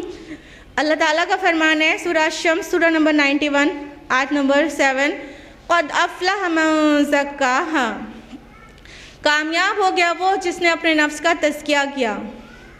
तो तज़किया नफ्स अशद ज़रूरी है, नहायत ज़रूरी है, उसके बग़ैर चारा नहीं है, चारे कार नहीं है। तालीम के साथ साथ जब तक दिल को प्योरीफाई ना किया जाए, कुरान से ना किया जाए, हदीस से ना किया जाए, तब तक कामयाबी दोनों जहां की मुश्किल है। और इसमें सबसे बड़ा जो रोल है वो माँ का है, और दूसरा जो रोल है घर से बाहर वो स्कूल का है, वो टीचर्स का है। और हम सभी, हर इंडिविजुअल ज़िम्मेदार हैं इसके। अल्लाह के रसूल की हदीस है, सही बुखारी जिल्द नंबर 3 किताबुन निकाह बाब नंबर 120 हदीस नंबर 184, कुल्लुकुम राइन, तुम में से हर इंसान निगरां है, राई है, वकुल्लुकुम मसऊलतुन अन रइयतिही, और तुम में से हर इंसान अपनी रइयत के बारे में पूछा जाएगा। वलमरअतु राइयतुन फी बैति ज़ौजिहा व वलदिही, और एक औरत राइया है, जिम्मेदार है अपने शौहर के घर की और उसकी बच्चों की। तो ये माएँ अच्छी तरह से समझ लें कि सबसे ज़्यादा वो जिम्मेदार हैं कि वो उनको अल्लाह के यहाँ जवाब देना है कि अपने शौहर की औलाद को क्या तरबियत दिया घर के अंदर, तुम्हारी जिम्मेदारी थी घर के अंदर क्या तरबियत दिया। इसके लिए बहुत होशमंद रहने की ज़रूरत है। बहुत ही ज़्यादा गफलत में दिन गुजर रहे हैं, जिसकी वजह से बच्चे बर्बाद हो रहे हैं, बिगड़ रहे हैं। ऐसे नहीं नस्ल बर्बाद होती है, बल्कि उसमें औरत का बहुत बड़ा रोल होता है। किसी कौम की कामयाबी और तरक्की भी औरत पर मुनहसर होती है, और किसी कौम की पस्ती की वजह भी औरत ही अक्सर बनती है। औरतें सुधर जाएं, ख़वातीन सुधर जाएं, तो कौम मिल्लत की फलाह बहुत तेज़ी से होगी इंशाअल्लाह। हमारा बिगाड़ क्या है? हम होश में नहीं है कि हमसे पूछा जाएगा। हमारा बिगाड़ क्या है? हमारा रूटीन ही सही नहीं है। हम तो अपना प्राइम टाइम टीवी का जानते हैं खूब अच्छी तरह। बच्चों को स्कूल भेजा, थोड़ा घर के काम में बिजी हुए, बच्चे स्कूल से आ गए, वो हमारे अराउंड हैं, हम देख रहे हैं कि वो हमें वॉच कर रहे हैं, वो हमें नोटिस करते हैं। उसके बावजूद हम पड़ोसी के साथ, हम अपनी बहनों के साथ, अपनी नंदों के साथ, सास के साथ बैठ के गीबत का मशगले में मशगूल हैं। गीबतें कर रहे हैं, गॉसिप्स हो रही है, जिसका अक्सर हिस्सा गीबत होता है। फिर उसके बाद शाम को अपना टीवी का प्राइम टाइम ढूंढ कर बैठ गए। उसमें हमारे बच्चे भी हैं, वहाँ एक से एक फहश चीज़ें दिखाई जा रही हैं, एक से एक बर्बादी वाली चीज़ें दिखाई जा रही हैं। खुद भी देख रहे हैं बड़ा चस्का लेकर, और बच्चे भी देख रहे हैं, कोई परवाह नहीं है। ये हमारी तरबियत है, ये तरबियत है। पहले तो हम उन्हें टीवी के सामने बैठाते हैं, सारी गंदी घिनौनी चीज़ें साथ में बैठ के देखते हैं, और जब बच्चा बड़ा हो के वो चीज़ें रिपीट करता है, पता चलता है उसकी गर्लफ्रेंड है, उसका बॉयफ्रेंड है, तो वो कोचिंग के बहाने, वो स्कूल के कॉलेज के बहाने वो कहीं रेस्टोरेंट में पाया जा रहा है, कहीं थिएटर में पाया जा रहा है, और न जाने कहाँ कहाँ क्या करता हुआ पाया जा रहा है। जब कोई अनहोनी हो जाती है ना, तब कहते हैं हाय हमारी तो किस्मत फूट गई, हमने किस चीज़ की कमी की थी अपनी औलाद के लिए, किस चीज़ की? जो मांगा था वो ला कर दिया था, जिस चीज़ पर हाथ रख दिया वो चीज़ दिला दिया था। उसके बाद हमको ये कौन सा दिन दिखाया हमारी औलाद ने? ऐसे ही नहीं दिखाया, माफ़ करिएगा, ऐसे ही ये दिन नहीं दिखाया। हमने दिखाया था उसे वो चीज़ें जो उसे हरगिज़ नहीं दिखाई जानी थी। हम साथ में बैठ के उसे फौश परोस रहे थे, तब वो बड़ा होके उसकी नफ्सियात क्यों कर पाक साफ बनेगी? हाँ, जब माँ बाप जब फिल्मों में एक से एक रोमांटिक सीन्स देख रहे हैं साथ में बच्चों के बैठकर, तो हम क्यों समझें, हम क्यों खाली हमारी दुआओं से हमारा बच्चा मुत्तकी और परहेजगार बन जाए? हर माँ ये दुआ करती है, अल्लाह मेरा बच्चा मेरी औलाद बहुत नेक सौले बने बड़ा होके, और वहीं दुआ ख़त्म होते ही जाके सामने टीवी के सामने साथ में बैठ जाती है। ऐसे मुत्तकी परहेजगार दुआओं से बनाना चाहते हैं, खाली अमल से नहीं करेंगे। बग़ैर अमल के हम दुआओं से चाहते हैं कि अपनी औलाद को दुनिया और आखिरत दोनों में कामयाबी दिला दें, तो ऐसे नहीं होता है। हम खुद अपने औलाद के सामने झूठ बोलते हैं और उसके बाद उम्मीद करते हैं कि हमारा बच्चा सादिक बने, तो ऐसे थोड़ी होता है। हम झूठ बोलने का हुक्म देते हैं अपने बच्चों को। फ़ोन आया, क्या तुम कि मम्मी सो रही हैं? मम्मी ने जागते पूरे जानते बूझते जागते हुए कहा कि तू सो रही है। बच्चे ने कह दिया सो रही है। हमने सिखाया झूठ बोलना कि नहीं सिखाया? सिखाया कि नहीं सिखाया? हम खुद अपने बच्चों को झूठ बोलने की तालीम देते हैं, ये हमारी तरबियत है। और उसके बाद हम चाहते हैं हमारा बच्चा बड़ा होकर इतना सच्चा बने कि पूरे मुआशरे में नाम रोशन करे। तो ऐसा नहीं हो सकता है, ऐसा नहीं हो सकता है। जो बोया जाता है वही काटा जाता है, जो चीज़ की बीज डालते हैं उसी चीज़ का फल निकलता है। हम जो झूठ, गीबत, फहश अपने बच्चों को परोस रहे हैं, बड़े शौक से उसका इंतज़ार करें कि वो भी बड़ा होकर वैसे ही बनने वाला है, अल्लाह ना करे। इतनी कड़वी बातें बोलने का हमें कुछ भी शौक़ नहीं है। यह हम आपकी आंखें खोलना चाहते हैं कि जिस लापरवाही के साथ बच्चों की तरबियत हो रही है ना, वो हरगिज़ भी फ्रूटफुल नहीं रहने वाली है। वो नेक, मुत्तकी और परहेजगार बच्चा नहीं बनने वाला है। ये एक उसूल है कि जो चीज़ का बीज डाला जाता है वही चीज़ का दरख्त निकलता है। अरबी में कहते हैं कमा तज़रउ तहसुदु, जैसी खेती वैसा काटना। और हिंदी में कहते हैं जैसा बोओगे वैसा काटोगे। और अंग्रेज़ी में कहते हैं गार्बेज इन गार्बेज आउट। तो हम गार्बेज डालें और फूल पाएँ, ऐसा कैसे हो सकता है? ऐसा नहीं हो सकता है। हम अपने बच्चों के लिए होशमंद रहें और एक बात अच्छी तरह नोट करके रखें कि तरबियत कोई ज़ुबानी अमल नहीं है। खाली हम ज़ुबान से बोलते रहें बेटा ये करो, ये नहीं करो, सुनते ही नहीं हो, मानते ही नहीं हो, बोलते रहें। बच्चे सैचुरेट हो जाते हैं माँ के बोलने से, लेक्चर से। तरबियत ज़ुबानी अमल नहीं है, ये अमली मुजाहिरा चाहता है, प्रैक्टिकल डिमॉन्स्ट्रेशन चाहता है। जब हम प्रैक्टिकली डिमॉन्स्ट्रेट करेंगे, हम अच्छे काम को करके दिखाएंगे, तो बच्चा तेज़ी से सीखेगा, बजाय कि हम उससे 10 बार कहें, 100 बार कहें। करके दिखाना होगा। घर में वालिदैन आपस में झगड़ा करते रहें रोज़ और सोचें कि बच्चे के अंदर आला नफ्सियात पनपेगी, तो ऐसा नहीं हो सकता है। रोज़ाना मियाँ बीवी का झगड़ा, बच्चे पूरी तरह से ऑब्जर्व करते हैं, एक एक चीज़ उनके दिमाग में रिकॉर्ड हो रही होती है और वो उसी तरह से झगड़ालू और उस मिजाज के उनकी नफ्सियात भी वैसे ही डेवलप हो जाती है। तो इस बात के लिए बहुत ज़्यादा होशमंद रहने की ज़रूरत है कि हम बच्चों को जो कुछ सिखा रहे हैं वही कुछ हम बड़ा होकर उनसे पाने वाले हैं। और एक बात और अच्छी तरह समझ लीजिए कि अक्सर माएँ तरबियत और तज़किये के सही वक्त में धोखा खा जाती हैं, सही वक्त नहीं पहचान पाती। छोटा बच्चा रहता है तो कहती हैं अभी तो छोटा है, बड़ा होगा तो सिखा देंगे। छोटी सी बच्ची है, अगर 6 साल की है, तो उसे मिनी स्कर्ट पहना के घुमाएंगे, आधे खुले हुए कपड़े पहना के घुमाएंगे। क्या है, अभी तो छोटी है, जब बड़ी होगी ना तो खुद ही हिजाब करने लगेगी। अब हमने भाला 14 साल तक तो उससे कुछ कहा नहीं, वो पहले स्कर्ट्स पहनती थी, फिर टाइट जीन्स और टाइट टी शर्ट पहनती थी, बच्ची है, हमने उसे कहा नहीं।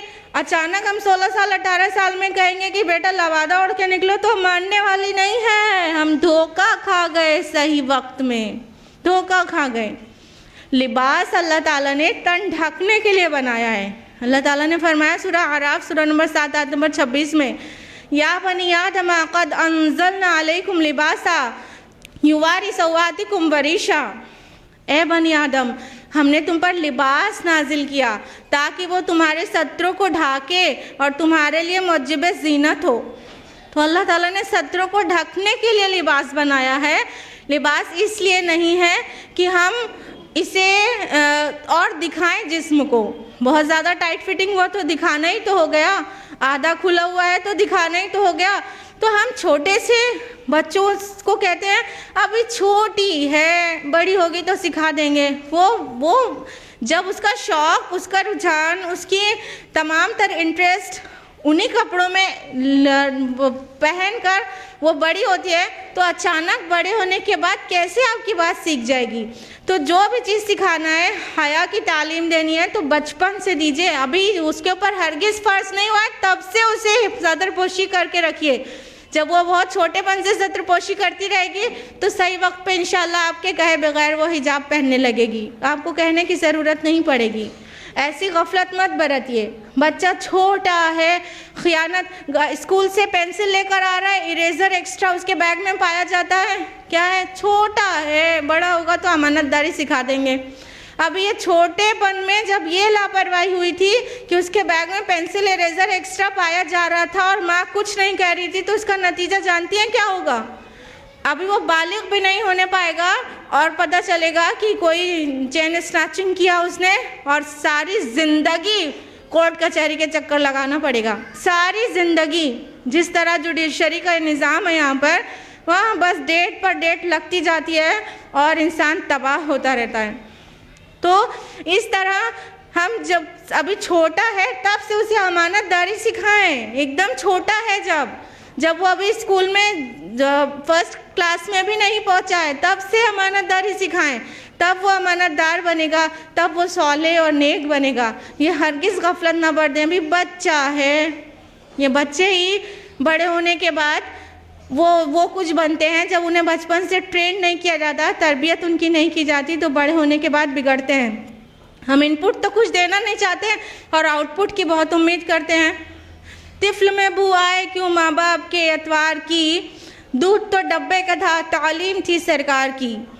हम अपना तो कुछ दे नहीं रहे, अपने अखलाक, अपनी माशियात, अपना कल्चर, अपना मैनर, अपनी तहजीब, वो तो हम सिखा नहीं रहे हैं और फिर उम्मीद कर रहे हैं कि बहुत नेक सौले हो। ऐसे कैसे हम क्या सिखा रहे हैं? कुरान के करीब ला रहे हैं उसे, हम उसे पकड़ाते हैं कुरान हकीम।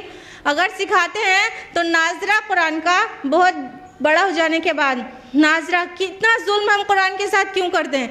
कोई और किताब ऐसी है जो हम उसे पढ़ाते हों जिसका मतलब न समझता हो? वो कोई किताब ऐसी होती है कि पढ़ा डालते हैं, ए फॉर एप्पल पढ़ाया जाता है तो एप्पल का माना क्या होता है वो बताया जाता है। लेकिन यहाँ कुरान उठाया, सूरह फातिहा पढ़ा दिया और नहीं पता सूरह फातिहा का क्या मतलब होता है। अरबी ज़ुबान क्यों नहीं पढ़ाते? अरबी ज़ुबान पढ़ाना चाहिए ताकि कुरान समझ में आए।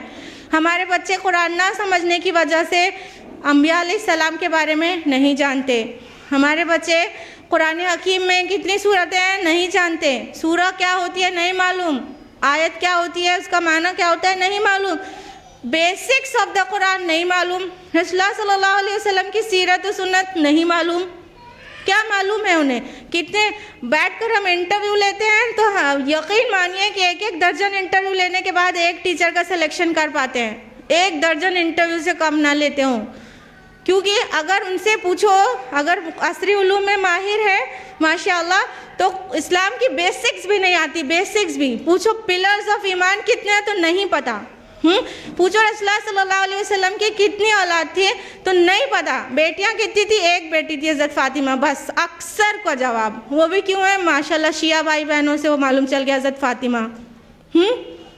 शिया भाई बहन काफ़ी ज़्यादा हज़रत फातिमा का नाम लिया करते हैं, तो एक बेटी थी। अपनी नबी की वालिद का क्या नाम था नहीं पता। ये 8 साल के बच्चे की बात नहीं कर रहे हैं, ये 22-24 साल की आपकी बेटियों की बात कर रहे हैं। कलमे शहादा का मतलब क्या होता है नहीं मालूम, फिर मुसलमान कैसे हुए? अल्लाहु आलम, अल्लाहु आलम। आज हम जो यहाँ पर खड़े हुए आपके सामने बोल रहे हैं, उसके पीछे एक इंस्पिरेशन मेरा ये भी है कि हम जब कंप्यूटर प्रोफेशनल होते थे तब हमने अपने बच्चों में एक दिन सर्वे किया कि देखें कि कितनों को कलमा शहादा मालूम है।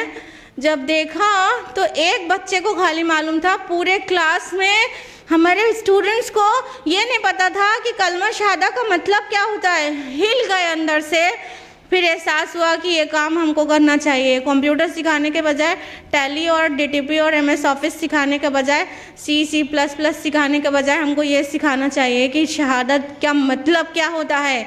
कुरान पकड़ाना चाहिए हाथ में, हदीस सिखाना चाहिए। वो एक इंस्पिरेशन वो भी था जो आज अल्लाह ताला ने इस काम को मुस्तकिल तौर पर करने की तौफीक अता फरमाई। अल्हम्दुलिल्लाह सुम्मा अल्हम्दुलिल्लाह। तो आज हमारी जो नई नस्ल है वो बिल्कुल दीन से नावाकिफ़ है। वहीं हीरो हीरोइंस के कैरेक्टर्स को से तो कितना वाकिफ़ हैं, आप देख लो।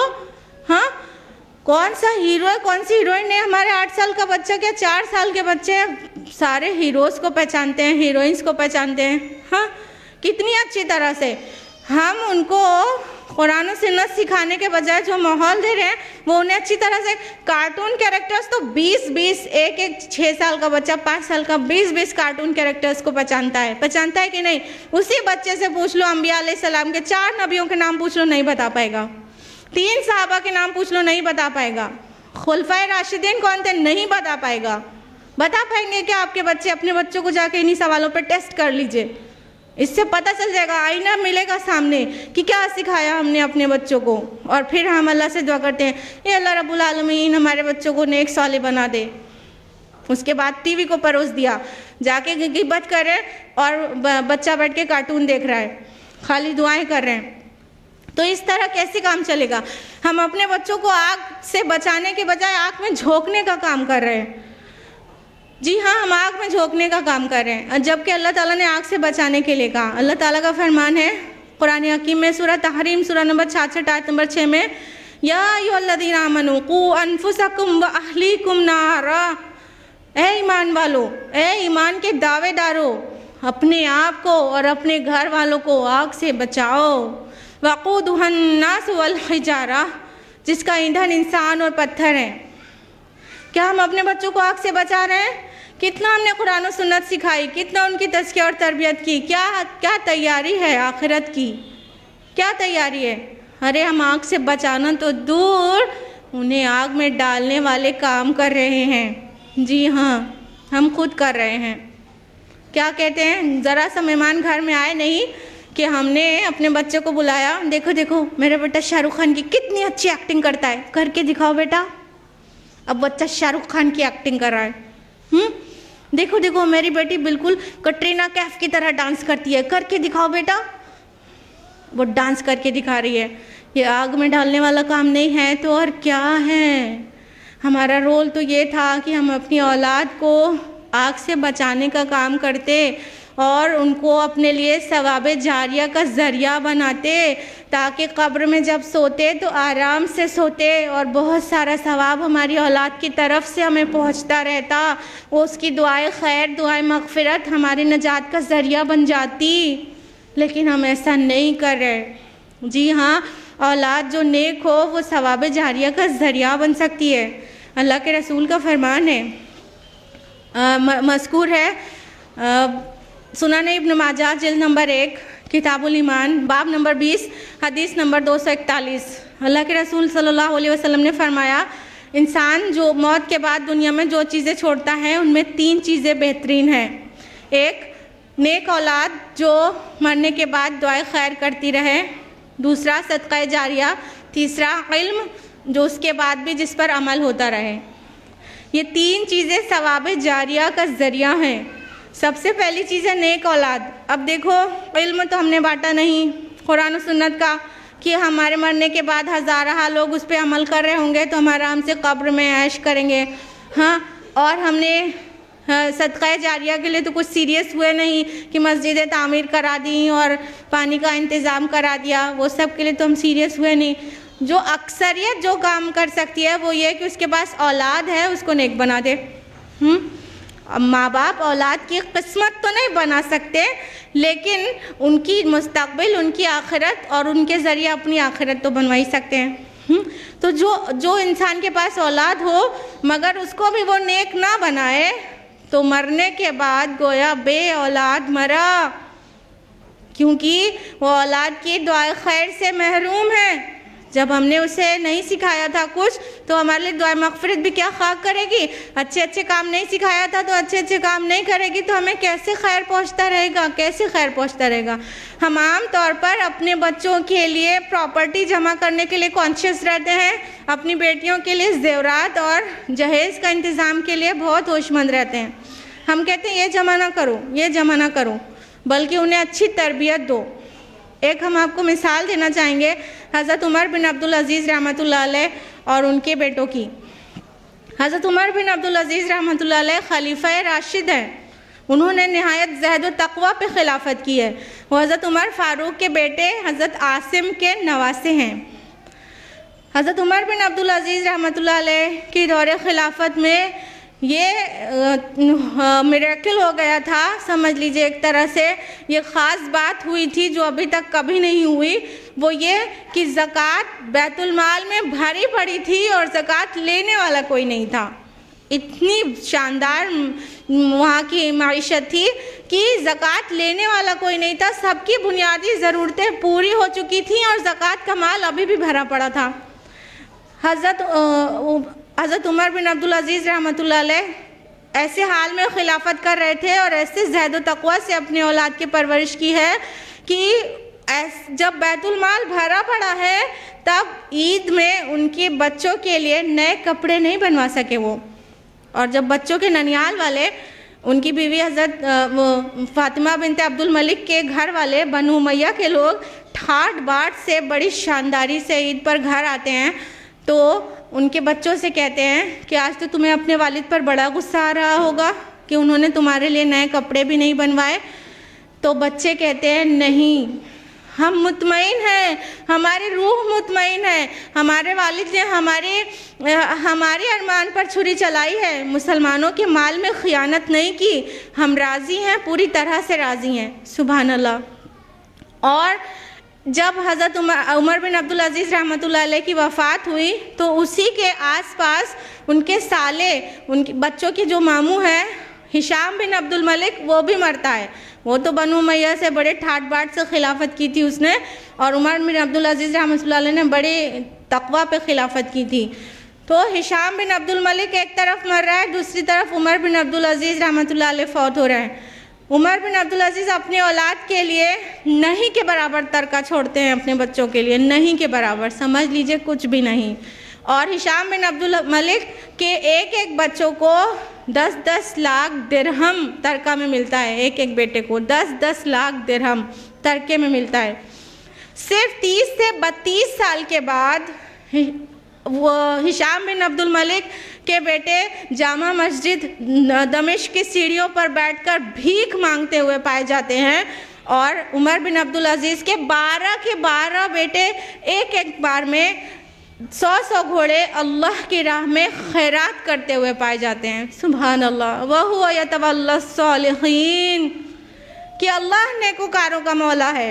इसीलिए तो कहते हैं अपनी औलाद के लिए प्रॉपर्टी और बैंक बैलेंस और जहेज़ और जेवरात मत इकट्ठा करो, मत जमा करो, उनको मत तोहफे में दो।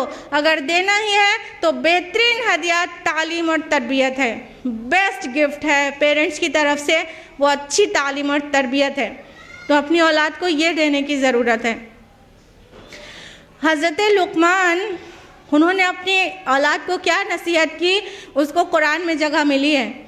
कुरान हकीम ने हज़रत लुक़मान की नसीहत को कुरान में जगह मिली है, अल्लाह ताला ने इस कुरान में जगह दिया है।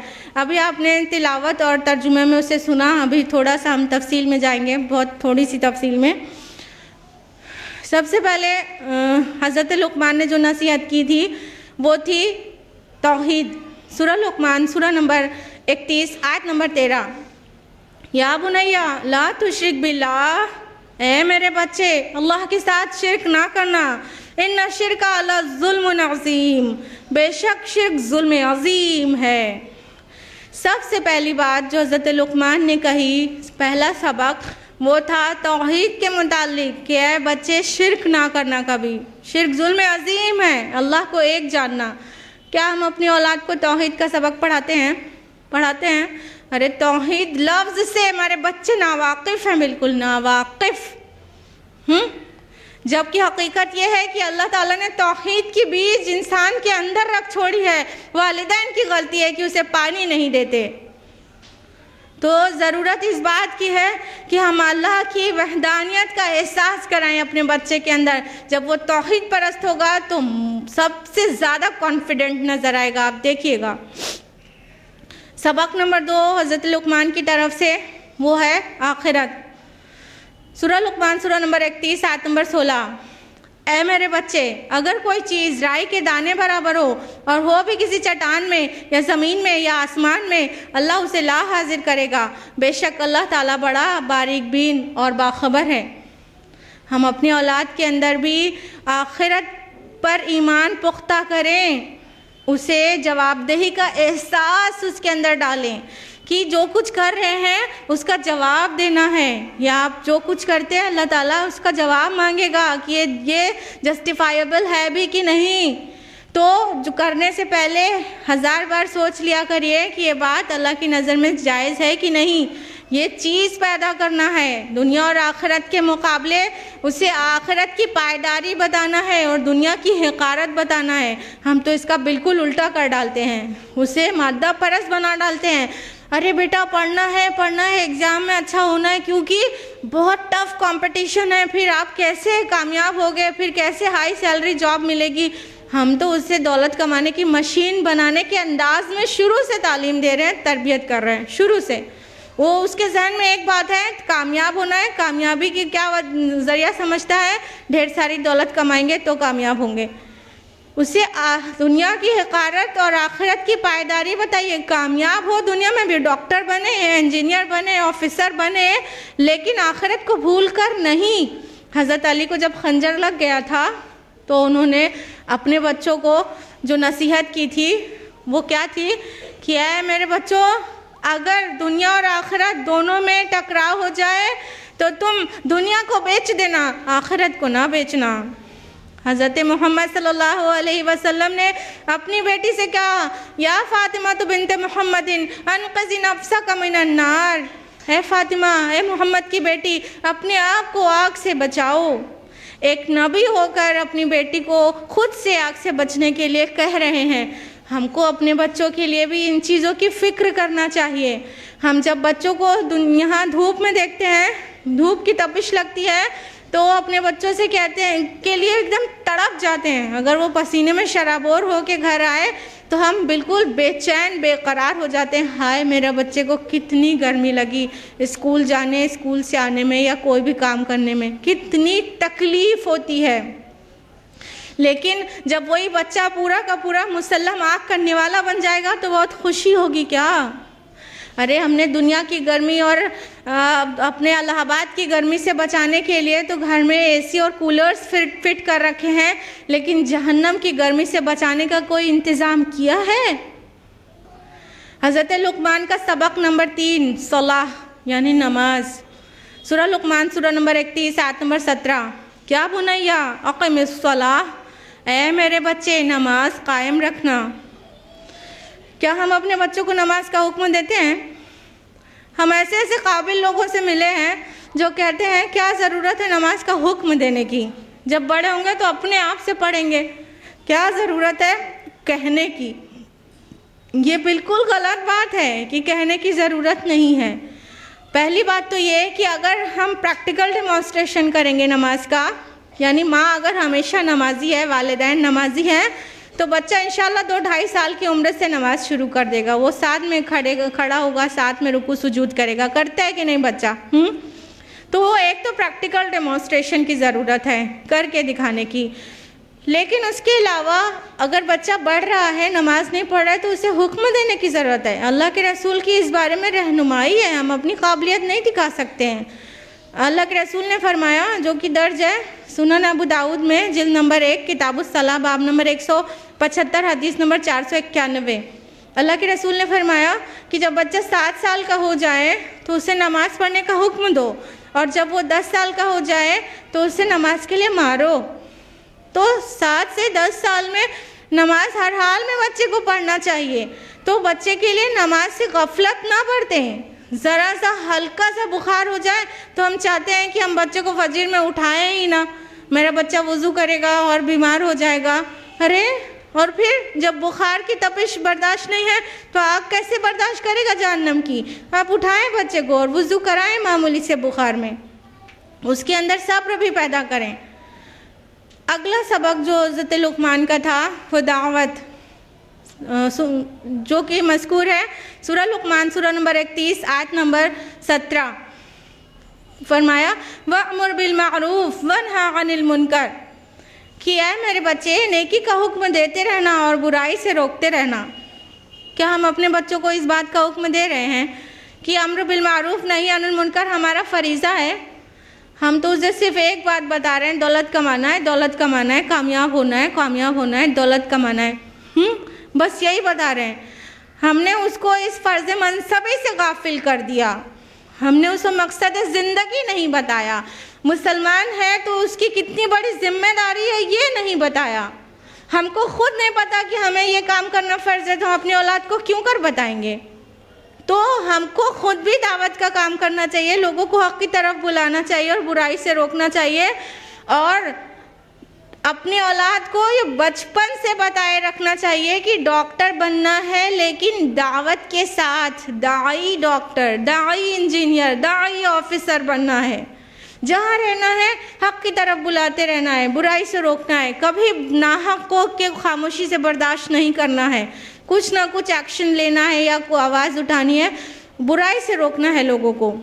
ये बात हमारा फ़र्ज़ है, हमारी औलाद का फ़र्ज़ है।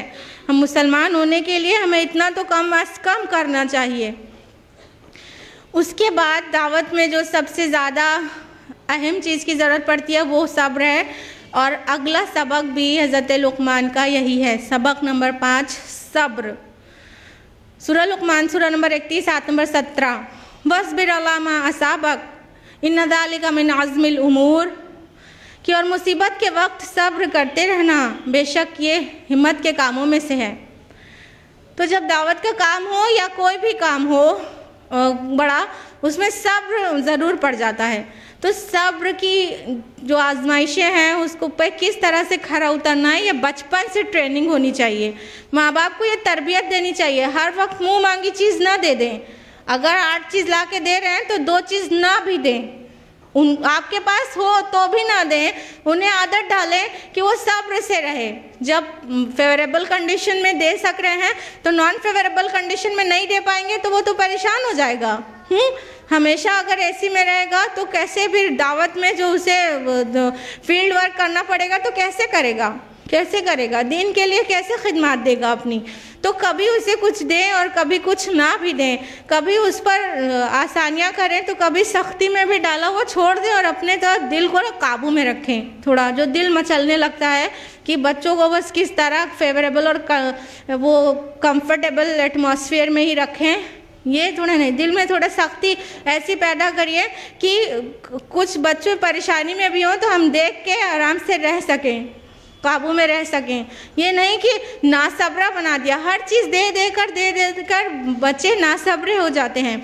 तो उनके अंदर सब्र पैदा करें कि कोई भी चीज़ पसंद है उसके बावजूद भी अल्लाह के लिए छोड़ देने की हिम्मत हो उनके अंदर, ये सलाहियत होनी चाहिए। तो सब्र का पैदा किया जाना भी बहुत ज़रूरी है। सबक नंबर 6, नसीहत नंबर 6 जो है वो एक नहीं 6 जुमलों में है हज़रत लुक़मान की, और उसका मौजू है अखलाक। जी हाँ, वो अखलाक पूरे दिन पर हावी है। नमाज 5 वक्त पढ़नी है और दावत करनी है किसी वक्त, और सारे काम को करना है, लेकिन अखलाक तो पूरे दिन पर हावी है, पूरे टाइम अखलाक की ज़रूरत पड़ती है। 6 जुमलों में अखलाक की ताकीद की, जो कि मज़कूर है सूरह लुक़मान सूरह नंबर 31 आयत नंबर 18-19 में। फरमाया वला तुसाइर खद्दक लिन्नास, और लोगों के सामने अपने गाल ना फुला, वला तमशी फिल अर्दि मराहा, और ज़मीन पर इतरा करना चल, अकड़ करना चल। अल्लाह ला युहिब्बु कुल्ला मुख्तालिन फ़खूर, और अल्लाह ताला किसी भी अकड़ने वाले शेखी खोरे को पसंद नहीं करता। वक़्सिद फ़ी मशिक, अपनी रफ्तार में म्याना रवि इख्तियार कर। वग़्ज़ुज़ मिन सौतिक, और अपनी आवाज़ को पस्त रख। इन्ना अनकरल अस्वात लसौतुल हमीर, कि यकीनन आवाज़ों में बुरी आवाज़ गधे की आवाज़ है। क्या हम अपने बच्चों को हम्बल बना रहे हैं? क्या हम अपनी औलाद को ऐसी संजीदगी की तालीम देते हैं? हम तो बल्कि उससे कहते हैं तन के चलो, पता चलना चाहिए अमीर बाप की औलाद है। ईंट का जवाब पत्थर से दे के आना, किसी से दबने की ज़रूरत नहीं है। तो ये सिखा रहे हैं हम अपनी औलाद को, बल्कि उन्हें सिखाएं कि संजीदा किस तरह रहा जाता है और किस तरह मुहज़्ज़ब इंसान की, मुसलमान की क्या पहचान होती है। अकड़ना अल्लाह ताला को पसंद नहीं है। जिसके अंदर राई के दाने बराबर तकब्बुर होगा वो जन्नत में नहीं जाएगा। हम उन्हें अखलाक के सबक पढ़ाएं, उन्हें बदअखलाक़ी ना सिखाएं, उनको अपने हाथों जहन्नम में ना ढकेलें, सीरियस हो जाएं। अब ये थी हज़रत लुक़मान की ही नसीहतें हैं, जिसको आप सोचिए कि उन्होंने कैसी गोल्डन टीचिंग्स दी है अपने बच्चों को, जो कि गैर नबी होने के बाद भी उनके स्टेटमेंट को अल्लाह ताला ने कुरान हकीम में पूरे एक रुकू में दर्ज किया। सुभान अल्लाह। हज़रत लुक़मान की नसीहतों के बाद हम कंक्लूजन बताना चाहेंगे कि माहौल अब चाहे जितना ख़राब हो, हालात चाहे भी जैसे हों, इस्लाम कंप्लीट सॉल्यूशन पेश करता है। दीनी तालीम, दीनी तरबियत, और फिर से हम बता दें, दीनी तालीम से मेरी मुराद किसी स्पेसिफ़िक तालीम से नहीं है, बल्कि हर तालीम जो दीनी पर्सपेक्टिव में हो उसको दीनी तालीम और तरबियत हम कह रहे हैं। तो चाहे अब जैसे भी माहौल में रखना हो, वो इस्लाम उसका सॉल्यूशन पेश करता है। Islam is the complete way of life. अल्लाह ताला ने फरमाया कुरान मजीद में सूरह आल इमरान सूरह नंबर 3 आयत नंबर 19 में, इन्नद्दीन इंदल्लाहिल इस्लाम, अल्लाह के नज़दीक वे ऑफ लाइफ, निज़ाम हयात सिर्फ इस्लाम है। तो माहौल भी ख़राब हो, चाहे हालात अच्छे नहीं हो, किसी भी सिचुएशन में इस्लाम रहनुमाई करता है। जब हर शोबे में करेगा तो तालीम और तरबियत के मामले में क्यों नहीं करेगा।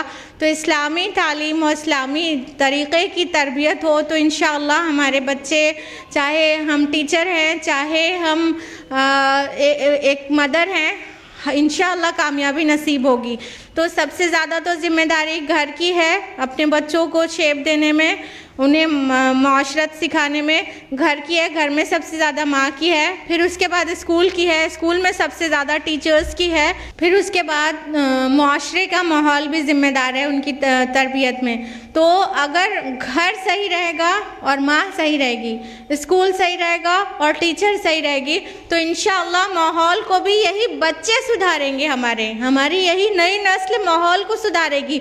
जब वो दावत व इस्लाह में लगेगी तो इंशाअल्लाह यह बिगड़ा हुआ माहौल भी सुधर जाएगा। और जब माहौल बिगड़ा ही हुआ है उसके बाद भी हम उन्हें इस्लाम की जो कवरिंग दे के बाहर भेजेंगे तो वहाँ की गलाजत को लेकर नहीं आ पाएंगे इंशाअल्लाह। जब बच्चे बाहर जाते हैं तो जिस तरह मैल कुचैल लगाकर अंदर आते हैं तो माँ उन्हें फेस वॉश करती है और उनके कपड़े चेंज करती है, उसी तरह हमें ज़रूरत है पहले से उन्हें इम्यूनिटी देने की। फिर बाहर से आए, खुदा न ख्वास्ता कोई इन्फेक्शन लग जाए तो उनका ब्रेन वॉश करने की ज़रूरत है। तो माँ और टीचर मिलकर ये काम को करेंगे तो बहुत उम्दगी से होगा। और दोनों इसलिए क्योंकि सिर्फ माँ के करने से स्कूल का माहौल बिगड़ा सा हुआ हो तो भी बहुत मुश्किल हो जाता है, क्योंकि अच्छा खासा वक्त बच्चे स्कूल में गुजारते हैं। टीचर जो है नीम बरहना होगी और ख़ुद अपने आप को ढके नहीं होगी और बेहया होगी तो बच्ची क्या सीख कर आएगी स्कूल से घर, तो वहाँ पे भी नहीं हो सकेगा। और घर का माहौल अगर बहुत अच्छा हो, घर का माहौल अच्छा ना हो और स्कूल का माहौल अच्छा हो तो भी बहुत मुश्किल होगी, क्योंकि घर और स्कूल दोनों जगह से बच्चा सीखता है। बच्चे टीचर्स की बात बहुत ज़्यादा मानते हैं, इसलिए स्कूल का माहौल भी सही होना ज़रूरी है। और बच्चे ज़्यादातर टाइम घर पे रहते हैं, इसलिए घर का माहौल भी सही होना ज़रूरी है। जब घर वाले भी सीरियस रहेंगे, माँ सीरियस रहेगी और टीचर सीरियस रहेगी तो इंशाअल्लाह ये काम बड़ी आसानी से हो सकेगा और हमारे बच्चे ना सिर्फ दुनिया में बल्कि आखिरत में भी कामयाब हो सकेंगे। इस उम्मीद के साथ कि अब तालीम और तरबियत सीरियसली होगी सुनने वालों की, अपनी गुफ्तगू को एक दुआ के साथ ख़त्म करेंगे जो कि मज़कूर है कुरान हकीम में, सूरह फुरक़ान में, सूरह नंबर 25 आयत नंबर 74, रब्बना हब लना मिन अज़वाजिना व ज़ुर्रिय्यातिना क़ुर्रत आयुन वजअलना लिलमुत्तक़ीना इमामा। ऐ हमारे रब, हमारे शौहरों को और हमारी औलाद को हमारे आँखों की ठंडक बना और बना दे हमें मुत्तक़ियों का इमाम। आमीन। व आखिर दावाना अनिल हम्दुलिल्लाहि रब्बिल आलमीन। जज़ाकल्लाहु खैरा सिस्टर अस्मा शम्स। अल्हम्दुलिल्लाह आज की इस तकरीर से ये बात वाज़ेह हो गई कि नई नस्ल को कितनी ज़रूरत है दीनी तालीम की। मैं पहले भी बता चुकी हूँ कि आज के इस दौर में जहाँ पर बुराई, उर्यानियत और जराइम चारों तरफ फैले हुए हैं और इसी माहौल में रहकर हमें अपने बच्चों को बेहतरीन तालीम और तरबियत देनी है। तो अगर हम अपने बच्चों की बेहतरीन तरबियत करना चाहते हैं, उनको इन तमाम जराइम से बचाना चाहते हैं, तो हमें अपने बच्चों की तरबियत कुरान की रोशनी में करनी होगी। इसी ज़रूरत को मद्देनज़र रखते हुए हमारी ऑर्गेनाइजेशन ने एक इस्लामिक स्कूल खोला है, जिसको वजूद में आए हुए अल्हम्दुलिल्लाह 5 साल होने को है। हमारा स्कूल नर्सरी टू 6 तक है। इंशाअल्लाह अप्रैल से नया सेशन स्टार्ट होने वाला है और इसका एडमिशन भी ओपन हो चुका है। तो जिस किसी को भी अपने बच्चे का एडमिशन इस तक़वा इस्लामिक स्कूल में कराना हो, वो एडमिशन फॉर्म के लिए स्कूल की ऑफिस से रब्ता कायम करें। मैं जानती हूँ कि आप सभी इस बात से नावाकिफ़ नहीं होंगी, लेकिन मैं फिर भी आप सभी की याद दहानी करा दूँ कि बातिल अपनी सरकशी पर आमादा है और कुरान की तालीमात को रोकने की लगातार कोशिशें जारी हैं। कुरान के ख़िलाफ़ गलतफ़हमियाँ फैलाई जा रही हैं और हमारे प्यारे नबी मोहम्मद सल्लल्लाहु अलैहि वसल्लम की शान में लगातार गुस्ताखियाँ की जा रही हैं। आप वक्तन फ़वक्तन न्यूज़ सुनती ही होंगी कि कभी कुरान को फाड़ कर जलाया जाता है, कभी हमारे प्यारे नबी मोहम्मद सल्लल्लाहु अलैहि वसल्लम का कार्टून निकाला जाता है, तो कभी इस्लाम के ख़िलाफ़ आर्टिकल्स बल्कि पूरी की पूरी बुक छापी जाती है। और अभी कुछ दिनों पहले इनोसेंस ऑफ मुस्लिम के नाम से एक फ़िल्म बनाई गई, जिसमें हमारे पाक नबी की शान में गुस्ताखी की गई। और बस अभी कुछ ही दिन पहले की बात है कि फ्रांस की एक मैगज़ीन में हमारे प्यारे नबी का कार्टून छापा गया। इस घिनौनी हरकत के एहतजाज में हमारी ऑर्गेनाइजेशन IERO अपने बैनर, पोस्टर और स्टिकर के ज़रिए आवाम में अवेयरनेस लाना चाहती है। तो आप सभी हमारे इस मिशन का हिस्सा बनिए, यही ईमान का तकाज़ा है। आप लोग इस स्टिकर को, पोस्टर को तक़वा इस्लामिक स्कूल की बिल्डिंग से भी ले सकती हैं और यहाँ पर डोनेशन काउंटर पर भी ये अवेलेबल है। इस पोस्टर को आप लीजिए और अपने घरों में, दुकानों में लगाइए और इसको और लोगों तक भी पहुँचाइए, ताकि दुश्मनाने रसूल को ये पता चल जाए कि हम अपने प्यारे नबी से कितनी मोहब्बत करते हैं। अब वक्त हो चला है सवाल जवाब का। सवाल हमारे पास आ चुके हैं, जिसके लिए मैं माइक पर मदऊ करूंगी मिसेस अस्मा शम्स को कि वो यहाँ पर आएँ और आपके सवालों को जवाब दें।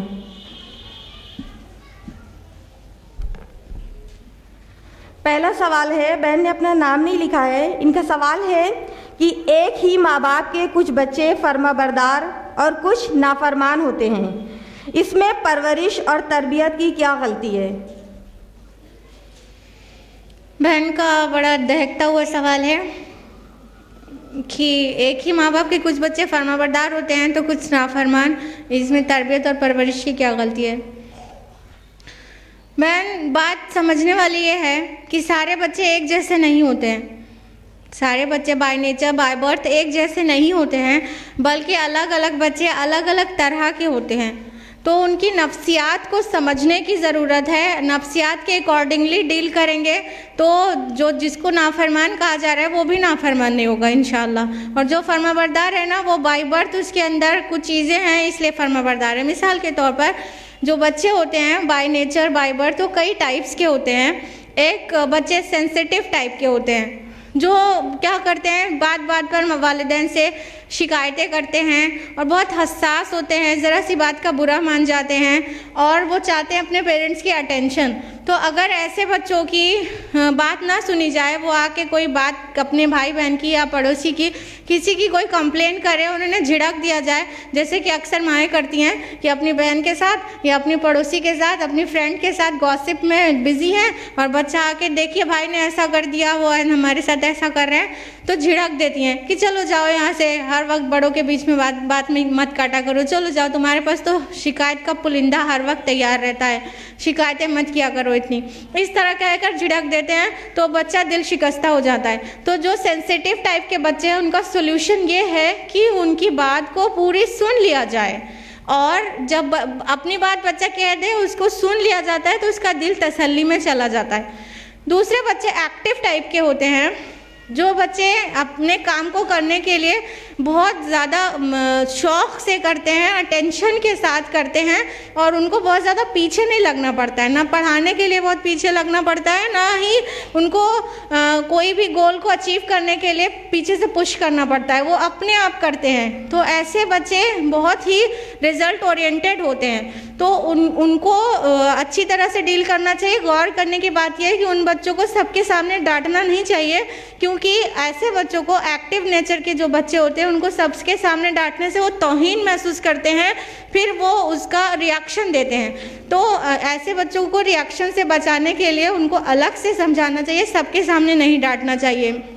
कुछ बच्चे रिस्पॉन्सिव टाइप के होते हैं। रिस्पॉन्सिव टाइप के जो बच्चे होते हैं वो बिल्कुल बटरफ्लाई की तरह होते हैं, एक फूल से दूसरे फूल पे जाना उनका काम होता है। जैसे तो आज एक फ्रेंड है तो कल कोई दूसरा फ्रेंड, फिर परसों कोई तीसरा फ्रेंड बन जाता है। इस तरह वो टिक कर नहीं रहते हैं, वो इधर से उधर होते रहते हैं। ऐसे बच्चे बहुत अटेंशन रिक्वायर्ड होते हैं, उनके लिए माँ बाप को बहुत ज़्यादा अटेंशन देनी चाहिए, क्योंकि यही बच्चे ज़रा सी लापरवाही में ड्रग्स में मुलविस हो जाते हैं, गर्लफ्रेंड बॉयफ्रेंड रखते हैं।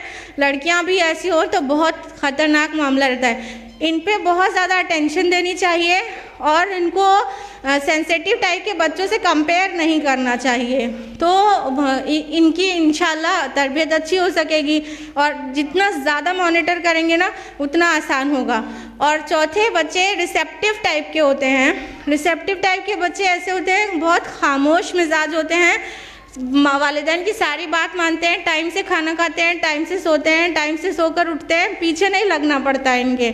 लेकिन अगर रिसेप्टिव टाइप के बच्चों को अगर इनसे रिसेप्टिव टाइप के बच्चों को रिसेसिव टाइप के बच्चों से कंपेयर किया जाए तो बहुत प्रॉब्लम हो जाती है। मिसाल के तौर पर एक बच्चा है, एक ही घर में, एक ही फैमिली में एक बच्चा है, वो ऐसा है रिस्पॉन्सिव टाइप का है, वो बात बात में जो है मतलब मूड उसका चेंज होता रहता है, तो उसको बार बार डांट के रिसेप्टिव टाइप के बच्चे को दिखाया जाए कि देखो रेहान देखो कैसा है, इमरान तुम ऐसे हो, रेहान ऐसा है, देखो माँ बाप की बात कितनी मानता है, देखो नमाज़ें पढ़ने के लिए उसे कहना नहीं पड़ता है, वो देखो कितना अच्छा बच्चा है, वो देखो कितना अच्छा बच्चा है।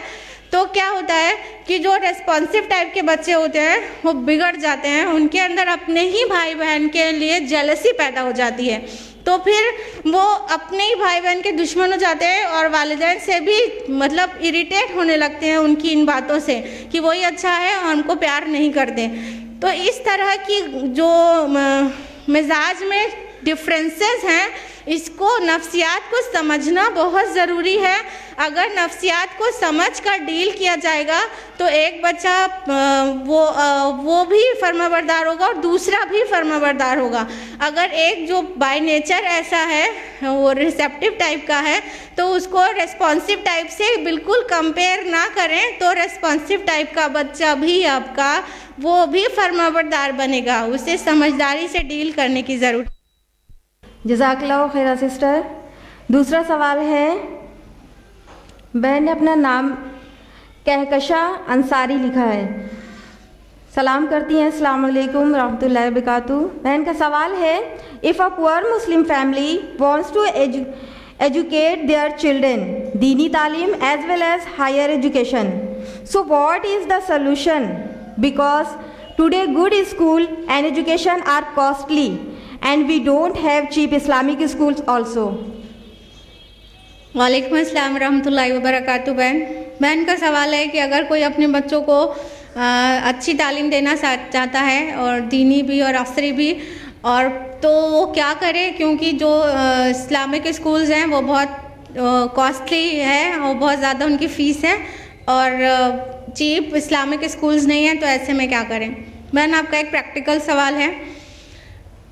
हम आपको ये जवाब देना चाहेंगे कि हमारा यहाँ भी इस्लामिक स्कूल है, तकवा इस्लामिक स्कूल, और बहुत सारे लोगों का ये कहना है कि वो फ़ीस बहुत ज़्यादा है। पहली बात तो बहुत ज़्यादा नहीं है, फिर भी लोग कहते हैं ज़्यादा है, और अगर उतना भी अफोर्ड नहीं कर सके तो क्या करना होगा? बाकी स्कूल के लिए तो हम कुछ नहीं कह सकते। हमारे खुद के स्कूल में कई अच्छे बच्चों को फ़ीस स्पॉन्सर की जाती है।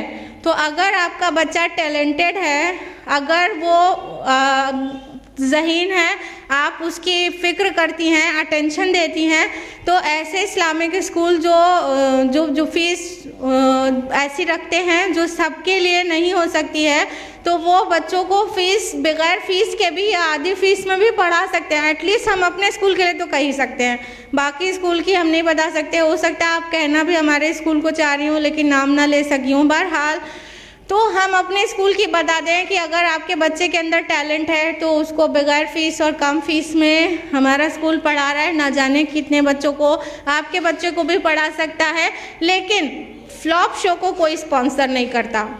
अगर आपके बच्चे के अंदर स्किल्स नहीं है, आप उस पर अटेंशन नहीं देती हैं, फिर भी आप चाहें कि स्पॉन्सर करे, बने कुछ ना, तो क्यों स्पॉन्सर करे कोई? सिंपल सी कॉमन सी बात है।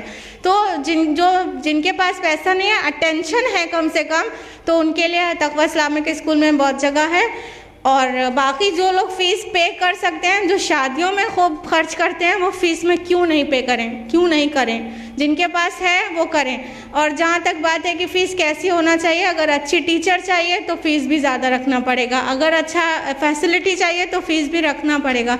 स्कूल अगर इस्लामिक का ये मतलब नहीं होता कि कार्य खैर ही किया जाए और फिर वो बिल्कुल फ्री ऑफ कॉस्ट हो। पहली बात तो हर चीज़ फ्री होने से उसकी वैल्यू ही आपकी नज़र में घट जाती है, एक बात। दूसरी बात यह है कि अगर क्वालिटी मेंटेन रखना है हर चीज़ की, एजुकेशन की क्वालिटी और फैसिलिटीज़ को मेंटेन रखना है, तो दौलत के बगैर तो हो ही नहीं सकता।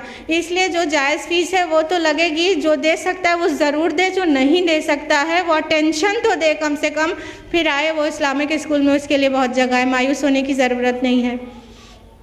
जज़ाकल्लाहु खैरा।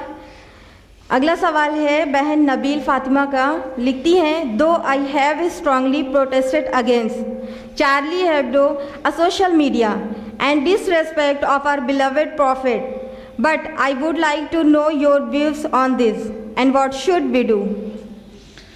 बहन का सवाल है कि चार्ली एब्डो जो भी जिसने किया वो उसके बारे में आपका क्या व्यू है और हम लोगों को क्या करना चाहिए? हमारे रसूलुल्लाह सल्लल्लाहु अलैहि वसल्लम की शान के ख़िलाफ़ चीज़ें की हैं तो हमारा क्या रोल होना चाहिए उसमें, उस मौजू पर? देखिए बहन, हमें पीसफुल प्रोटेस्ट तो ज़रूर करना चाहिए। हम अभी आपको बताया गया कि ये प्रोटेस्ट हमारी ऑर्गेनाइजेशन भी कर रही है, तो हमारे पास कुछ पोस्टर्स हैं और कुछ स्टिकर्स हैं जो अपने घरों में पेस्ट कर सकते हैं, जिसमें कहीं पे वी लव मोहम्मद लिखा हुआ है, कहीं पर लिखा हुआ है we protest against disrespect of our beloved prophet सल्लल्लाहु अलैहि वसल्लम। तो ये पोस्टर्स को अपने घरों में चिपकाएं, अपनी गाड़ियों पे लगाएं, तो कम से कम हम पीसफुल प्रोटेस्ट तो करें, हम आवाज़ तो उठाएं कि हम अपने नबी से मोहब्बत करते हैं, कोई उनकी तौहीन ना करे। ये हमारा फ़र्ज़ है, हमारे ईमान का तकाज़ा है। अल्लाह ताला ने फरमाया कुरान हकीम में सूरह अल-हुजुरात सूरह नंबर 49 आयत नंबर 2 में, या अय्युहल्लज़ीना आमनू ला तरफ़ऊ अस्वातकुम फ़ौक़ सौतिन नबी के, ऐ ईमान वालो अपनी आवाज़ों को नबी की आवाज़ से ऊपर ना करो और ना ही नबी से ऐसे आप बात करो जैसे आपस में एक दूसरे से करते हो, कहीं ऐसा ना हो तुम्हारे अमल गारत हो जाएं और तुम्हें पता भी ना चले।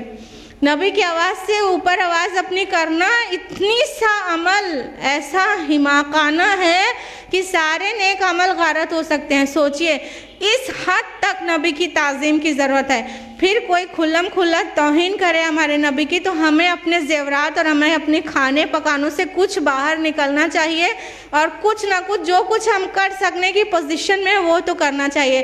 तो साइलेंट और पीसफुल प्रोटेस्ट करें और ये स्टिकर्स और ये पोस्टर्स के ज़रिए कर सकती हैं।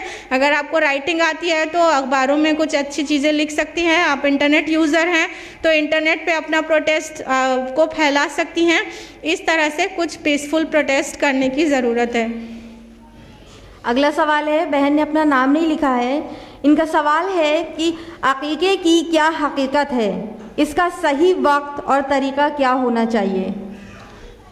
सवाल है हकीक़े की क्या हकीकत है और इसका सही वक्त और तरीक़ा क्या होना चाहिए। बहन, अक़ीक़ा हमारे प्यारे नबी सल्लल्लाहु अलैहि वसल्लम की बताई सुन्नत है, जो कि एक सदक़ा है बच्चे की तरफ से, और उसका जो तरीक़ा है वो ये कि 7वें दिन बाल तरशवा कर उसके बराबर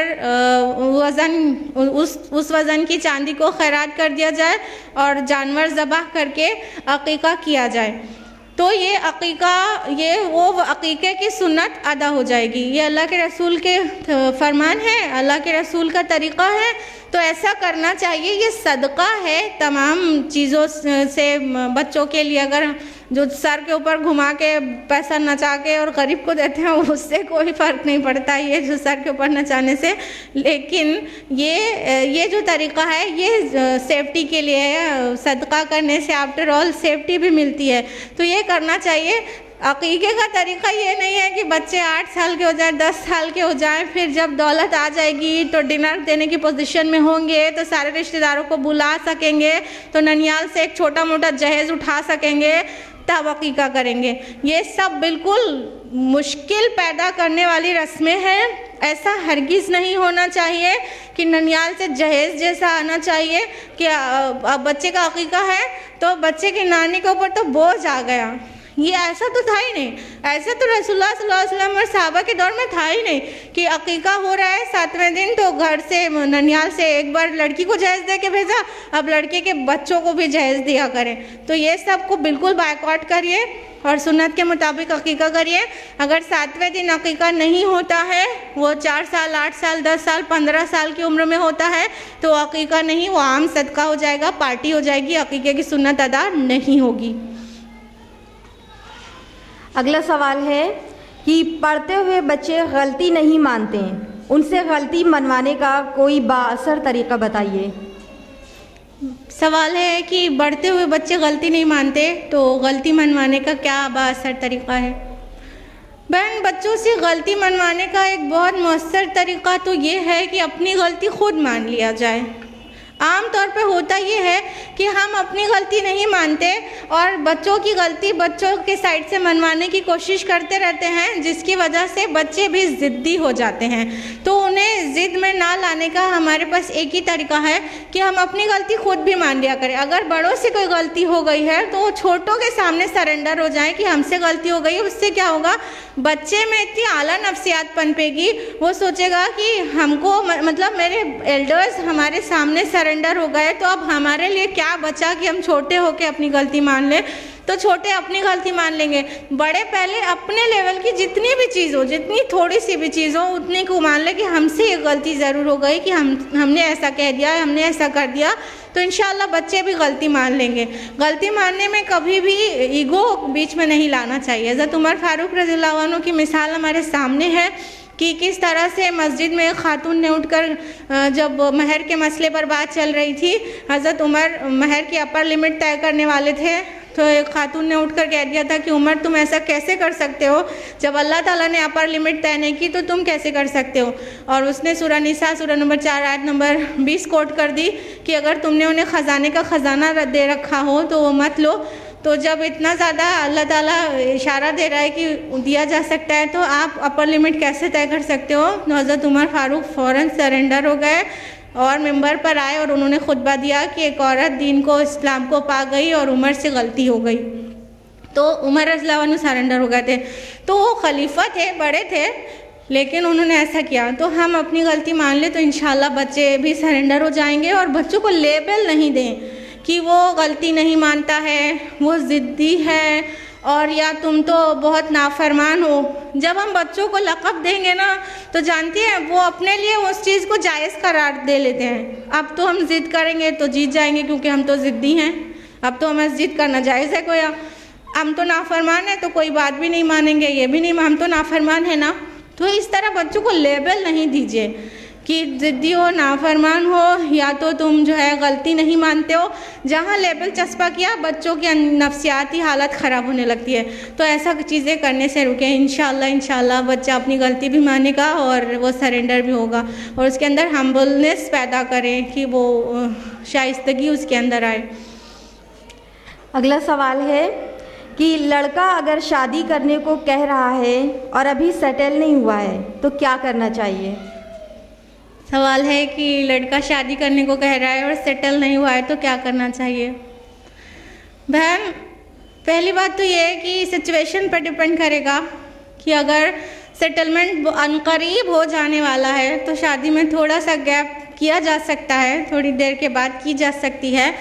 लेकिन अगर बहुत लंबा गैप नज़र आ रहा है और उससे बच्चे किसी गुनाह में, जुर्म में, जिना में मुलविस हो जाएंगे, तो भी सेटल होने का इंतज़ार ना करें, निकाह कर दें। तो अगर ऐसे सिचुएशन हो तो वक्त से निकाह कर देना ही ठीक है। और तो अगर सेटल होने में थोड़ा सा टाइम है और उधर गुनाह में भी लगने की कोई इम्कान नहीं है दूर दूर तक, तो थोड़ा इंतज़ार कर लेना चाहिए, लेकिन थोड़ा, प्लीज़ थोड़ा। अभी क्या है कि पूरा सिस्टम ही बिगड़ा हुआ है। एवरेज लाइफ कितनी है? 36, 38 की में तो 3/4 उम्र गुजर जाती है, निकाह ही नहीं होता, जिससे बहुत बड़े बड़े नुकसानात हैं। पता है आपको कि वक्त से बालिग होते ही निकाह कर देने के बहुत सारे फ़ायदे हैं। 15 साल में बालिग हुआ इंसान, निकाह कर दिया, और अगली नस्ल अगले 15 साल में तैयार हो गई, 16 साल में, तो फिर तीसरी नस्ल भी शुरू हो गई अगले 15 साल में।